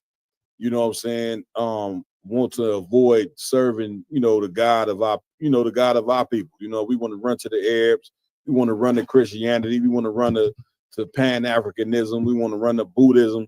Why is it that our people are avoiding the one and true God that we should serve and turn into other nations' religion? It's 2 reasons. It's one, it's many years of brainwashing, and it's also fear. I'll start with the brainwashing. In the 60s, the Muslims was teaching the Bible was tampered with. They was teaching that. They were teaching the Bible was tampered with. Don't listen to that white man's book. That's the book the white man used to enslave you. Blah, blah, blah. They pushed that very hard in the 60s and 70s and even in the 80s. They pushed that very hard. And black people took hold to it like that was right. And meanwhile, never knew that was a black man's book. It wasn't until we got a bigger voice that black people realized, wait a minute, this is not a white book. And let me tell you something else. And on the other side, those that wanted to join the society became a Christian who was teaching that Jesus was white and that Jesus's way was right. So of course, what did you have? You had black people that wanted to be pro-black, being taught the Bible was tampered with, and that it's a white man's book. And so those brothers that was more radical, more black, got away from it. Then, of course, on the other hand, you had Christians teaching those that wanted to join society, those that was in many cases of a little bit higher education. They was being taught that Jesus was white, but that he loved everybody, so you can join him. And so we ended up in both of those camps, totally brainwashed. And then to add insult to injury, the so-called Jew turned around and began to create black mosque in Harlem and teaching black people to convert to Judaism. They wanted to get in on the cash cow too. Muslims was making money and getting big. The Christians was making money and getting big off of the people. So they jumped on board and came down from their white synagogues and set up black synagogues. And of course, black people thought it was the most amazing thing in the world. And black people started joining these black synagogues. And so now you had all three of these religions completely brainwashing us against the scriptures. And peppered in all of that, the Muslims, because the black Muslims was influenced by the Arabs, they were calling the Israelis a gutter nation, a gutter people. You know, if they was basically taking lines from Adolf Hitler and applying it to the so-called Jew, which made black people never want to be a Jew if you was a Muslim. Right. You know what I'm saying? Right. And Christians, to keep their money flowing, they said Jesus died for everybody. So we don't have to go by that Old Testament. So you don't have to listen to what the Jews said, which made us reject the Jewish thing and join on to the white Jesus gonna save our lives thing. So it was total propaganda working on us. Now, when we began to wake up in the 80s, we was already breaking grounds from the 60s. But by the 80s is when we started to wake up. That's when anger came up into all three of these religions. And they really became pissed that we was teaching black people that really the Bible's a black man's book, and really that those are the chosen people, that we were the chosen people in the Bible, and was cutting their religions. And so that anger made them create fear in us. Muslims were extremely intimidating during the 80s. Like Muslims would be, you know, they was like running basically like a gang in some situations. Not all, but in many situations, they was using very hard, strong arm tactics that made people afraid. Christians, I just ostracized you, made you out to be filthy for not joining a church, or considered you a sinner or something filthy if you didn't go to church. Sunday came and they were all in the diners and all over the neighborhood in their Sunday best and shopping in the malls and all of that. And if you came out with your sneakers and your sweatsuit on, they knew you didn't go to church, and they treated you like you was filth. You know what I mean? They didn't want to stand next to you in the supermarket, or treated you like you was another people, and then began to preach in that mindset. You know what I mean? That's why people like Obama came out and said stuff like, you ain't a man because you just had a kid. In other words, they were ostracizing the part of black society that would not join that church. And so as a result, black people became fearful, and Latinos became fearful, and everybody wanted to walk the line on what it is that they want. But it took strong brothers from the Israelite School of UBK that held their damn ground. And while they were all touting proudly their philosophies, these brothers went out on them street corners and reasoned with black people and Latino people and Native Indian people. Just straight up reasoned with them. How could this be true? How could your religion be real when this is happening and that's happening? And then eventually got confronted, of course, in many occasions by those in these religions who are still to this day trying to battle us about those religions, when in fact we've already disproven all of them. We've already shown that they have nothing to do with us as a people. You understand? And as a result, but they're still trying to hold on. So I just wanted to give you that synopsis on that question. Salakia, I yield. Nah, that's They why I made it run so long. appreciate that, General. Damn right, General. General, did you want to finish the scripture? Yeah, let's just finish it right quick if we could, Akim. Come, sir. Verse 17. Oh, you at the end. Okay.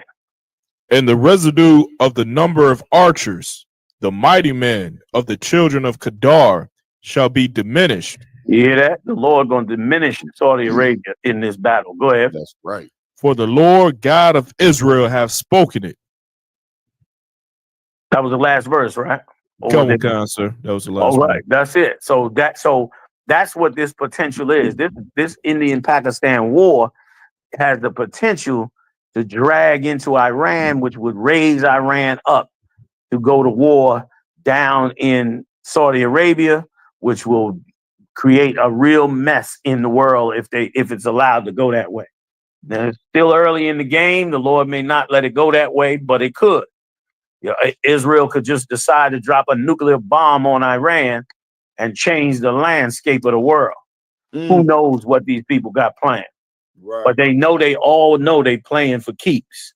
At the end of this, they know it's winner take all. You know what I mean? If your country don't make it out of this, you done. You're gonna be slaves for the next 1,000 years. Damn right. Between the technology and AI and all this bullshit they done created, they know if you fall up under another nation now, it's almost no way of getting out. But that's why we hold our faith to Yahushua. Because Yahushua gonna be the game changer for them. While they facing each other off, they're gonna come and see the power he's coming with them 200,000 angels, and they're gonna be like, yo, we got to take him off the chessboard if we got any chance of winning. But the problem is they ain't gonna be able to take him off the chessboard, which means every empire in the world is going to fall. And once they fall, brother, like the scripture said, those gates will stay open day and night. All the wealth of these Gentiles got to be brought in. It's gonna be insane. How much we gonna gather up and how much is gonna go on, and how much repair these heathens are gonna have to do to the earth. And you gonna be living in a place, you're gonna be living in a goddamn wonderland of power and authority and wealth and safety and peace. And you ain't, somebody gonna say, man, they still having skirmishes down there in Bangladesh. You're gonna be like, you're gonna turn to them and say, oh yeah, what kind of food is that? Is that the latest treat? Hey man, I think we got the latest dessert over here. Tell me more about it. You're gonna be like, nah, brother, we talking about a war over there. Oh, okay. We ain't seen war in so long. That's how you gonna be living. Damn right, son. You're gonna be living a totally different world because of the power of Yahushua. And the Lord, both the Lord and Yahushua are gonna get the recognition they deserve. So like I hear. Damn right, sir. Damn right. Listen, which once again, the water general coming on, breaking all that down. You know what I mean? I hope y'all got that. You're gonna probably have to watch this again in the morning or watch it another day. You know what I mean? Everything the general was saying, which is why a brother shouldn't crash himself out. You know what I'm saying? On being a criminal here in America, that you got to realize, Black, Hispanic, Native, Indian, man, this truth is worth it, man. You understand? Following our King Yahushua Mashiach is worth it. You know what I'm saying? Right. Commander Jenny Hana is that ladder to lead you, you know what I'm saying, on following the real Jesus Christ. Y'all don't understand how important this brother is, but General, man, we thank you. You know what I'm saying, for holding on to this truth. And being the ladder, you know what I'm saying? It's very important that you have a brother to show you how to follow Christ. Paul said, be ye followers of me, even as I am of Christ. You know what I'm saying? So, General, what you're doing with this truth in the IGBK is monumental. We can't say that enough, General. You know what I mean? So Most High Christ. Can I just say one thing, if I could, Malquah, before we go? Please. Like, this truth that been handed down to us from Christ is so valuable to us. And I'm gonna just show you a small example that could have done so much for us.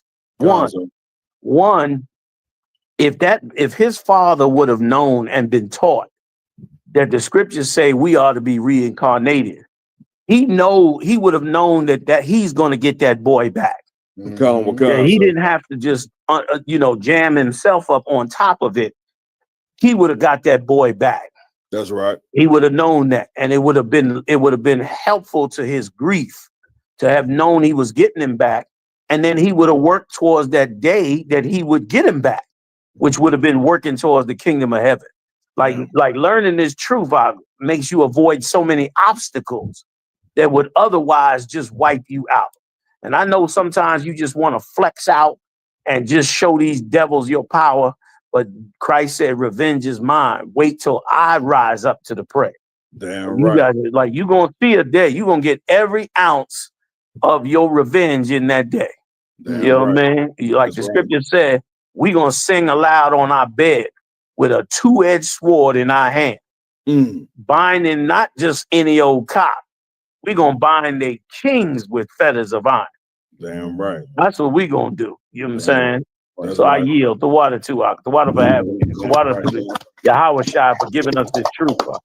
Damn That's right. right. Damn right, sir. Man, again, we want to big up Commander Jenny Hunter.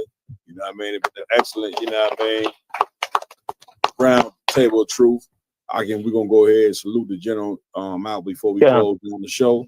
Allah Wap Pun Yah. The water Akim. Yahweh Shemian Shabraka Thumb. The water for having me, Akim. The water for having me, Cat. Appreciate y'all. Y'all take care. You know what, General? Listen, you can catch, you know what I mean, for those tuning in who may not know, you can catch Commander Jenny Hunter every Monday night. That's right. On the Black Watch. That's you know what I'm right. saying? From, I believe, what is it, 9 p.m. Eastern? Yeah, You know what I'm saying? Catch Commander Jenny Hunter on the Black Watch. Tune in to everything ISUBK. Go to ISUBK.com. We got a school in damn near every city. If you want to learn this truth, you know what I mean, please go to that website and get in class. It's very important that you get in class and learn this truth. Jenny Hunter just broke down what's taking place with this Third World War. And if you're a Black, Hispanic, and Native Indian, we at the end. You know what I'm saying? And we not hopeless. You know what I'm saying? Our king is in Jesus, in so-called Jesus Christ, Yahweh Shah Mashiach. We do have hope, you know what I'm saying? And it's in that brother, you know what I mean? So take hold of this truth, because this is all we got. This is all we got right here. I want to give it up to my host, you know what I mean, for rocking it out as normal. Catch the round table of truth. Every Friday night, 8 p.m. Central, we get it on right here on the round table of truth. And man, please support us, subscribe, you know what I'm saying, like the page, and man, let's continue to push this truth. To my right, I want to give it up, you know what I mean, to none other than Officer Lamaki Allen Salaki. I'm so used to going to you first, Lamaki, you understand? Also, go ahead. I just want to shout out something real quick. Please. So always go like, follow, share, subscribe, all the round table of truth. Social media pages. If you want to make a donation, there's a link in the chat. But I want to let you know that ISPIC Chicago, Milwaukee, and a lot of other Midwest zones will be in Indianapolis tomorrow. Under Captain Kaposh, under Captain Commander Jenny Hunter, we'll be out there on the corner street of Washington Street and Meriden Street tomorrow from 1 p.m. until. And not only that, we always got to shout out our next coming up events in UPK. We have Charlotte, North Carolina. They will be having and starting off the UPK's cookouts. You understand? Their cookout will start off on July 3rd. So make sure to go out, save your bread up, and go attend and support those brothers out in Charlotte, North Carolina. And of course, we got to make sure to shout ourselves out. Chicago, we will be having our own Midwest Fire Weekend like we do. I believe this was the 7th annual or 8th annual. You understand? We'll be out here July 31st through August 3rd. You understand? So make sure to save up your bread, get your family, your friends, all Blacks, Hispanics, Native Indians. Go support. You understand? Get yourself prepared for one hell of a year in 2025. That's right. That's right. You know what I mean? Also, I want to give it up, you know what I mean, to Captain DeBar Moth, you know what I'm saying, the captain over Milwaukee, you know what I mean, Wisconsin, for joining us tonight. Any closing words, Cap? Oh, shoot, man. Just this, Cap. If you're in the Milwaukee area, you in Wisconsin, period. Just make sure that you give us a call. If you want to soldier up, this ain't for everybody, but if you one of them real niggas and you want to graduate Real Nigga University, you make sure you give us a call in Milwaukee. That's right. At 414-293-3869. Damn right. Yeah, Damn right. Somebody will pick up the phone for you. We'll always be at the school. Just come through. Yeah, we'll figure it out. And besides the phone number, what's another way that they can get in contact with ISUBK Milwaukee? So you can go to ISUBK Milwaukee. It's the same on all platforms except for Facebook. on YouTube, Instagram, TikTok, and TikTok. TikTok and what else? Okay, now YouTube. Now Facebook is UPK Israelite. No, it's UPK Milwaukee Israelites. All right, so but just reach. If you can't find us, trust me, we're gonna be in the hood or somewhere. You know what to look for. Look for them intimidating what you call jackets from them all black. You know what I'm saying? Do you know how many people stopped us and was like, man, I seen y'all online, man. I seen y'all them same jackets, man. I seen them. Look, y'all are sitting here talking to stop traffic. Damn right. You know what I'm saying? So yeah, just come on out, man. Give it up to Big Captain Mall Quad, man. The big Midwest Monster Mayhem, man. The whole entire squad. The water for having me out here, man. I love coming to Chicago. This is a home away from home. Now that I done made it home in Milwaukee. That's right. You know what I'm saying? Love all you brothers, man. Excellent work, y'all. That's right. Want to also give it up to Officer Iowa Long. RJ, you got anything you want to say? Yeah, Comic-Con, sir. Make sure y'all check us out. The end of this month, May 29th, the last Thursday of this month, we're gonna be running the War Report. Who knows what we're gonna be talking about? seeing the way this place and society is heading towards. So make sure y'all check us out. That's right. Give it up. Get up. Also, you know what I'm saying? We got all in here, Officer 1000. Maya, anything you want to say, Maya? Hey, Comic-Con, sir, if I could. So like you tune in every Saturday, that's every Sabbath day, to ISUPK in your local area. Tune in to ISUPK Chicago for the Sabbath service where we read the scriptures in ancient Hebrew and then we break them down into English so you can get a proper history. You know what I'm saying? The Lord said there's nothing new under the sun. So you can see how it happened then and how it's going down right now. You know what I'm saying? Also, pay your tithes. Damn right. We forget. You know what I'm saying? Right. 10% of every increase that you get should go to the Most High. How many increase? 10%. How many of them? Of every increase that you get should go to the Most High to support the work of the Lord, to support this truth, to support waking up blacks, Hispanics, and Native Americans all across this world so we can get out of this captivity. That's all I got. Give it up. Give it up. You know what I mean? I want to give it to our brother on the technical team, Rob, you understand, working the ones and twos, you know what I mean, doing this thing, you know what I mean. Big up to Officer Warrior and Bigo Live as well, all our supporters on there, you know what I mean. Also, we got in the building Officer 5000 Kawam Matabak in the building, you understand. We got Officer Arum, give him a hand. You understand, we got Officer LaCum in here from Milwaukee as well. And we got Officer Mapatazar in the building. You know what I'm saying? I am Captain Marvel Quad, under Commander Junior Hunter. That's right. Like the brothers are saying, we will be in Indianapolis tomorrow. Right. You know what I'm saying? Doing our thing at camp. You know what I mean? On that microphone. Damn You know, right. we up there in Chicago will be there. Southern Ohio will be there. Kentucky will be there. Milwaukee will be there. Even St. Louis will be there. It's a Midwest invasion. That's right. What they say hide? What, Cap? What they say hide? Listen, when we come like that, two things you gotta hide. You gotta hide the liquor, and you got to hide the women. That's right. Listen, since we speaking to this all the women, I would tell you just like this is.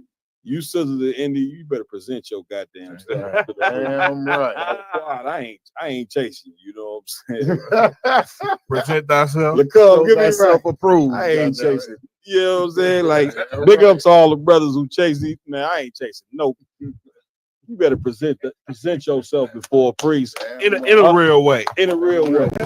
Right. Other than that, shalom. We That's out. right.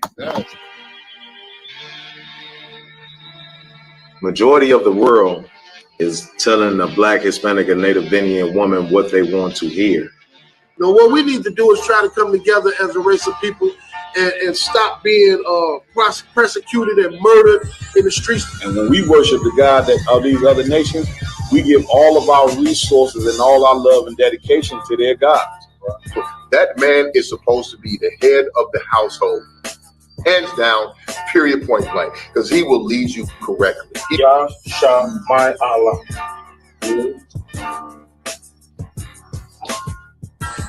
Give everybody a couple seconds to go ahead and write that down. Wife is going to be a mother of nations. She's going to give birth to kings.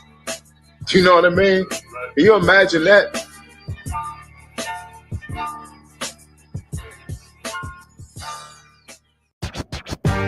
Don't miss out on the opportunity for a quality leather jacket.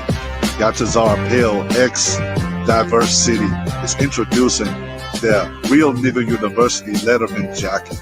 Don't be the only one without one. Order yours today. www.diversitymall.com. Oh yeah, and they take Afterpay. So get yours today. But now check it out. You got the 1969 on that side. Look at that One West emblem on that side right there. Look at that. Look at that. Look at that. That's real ice drip. Like real leather dripping. You got the back.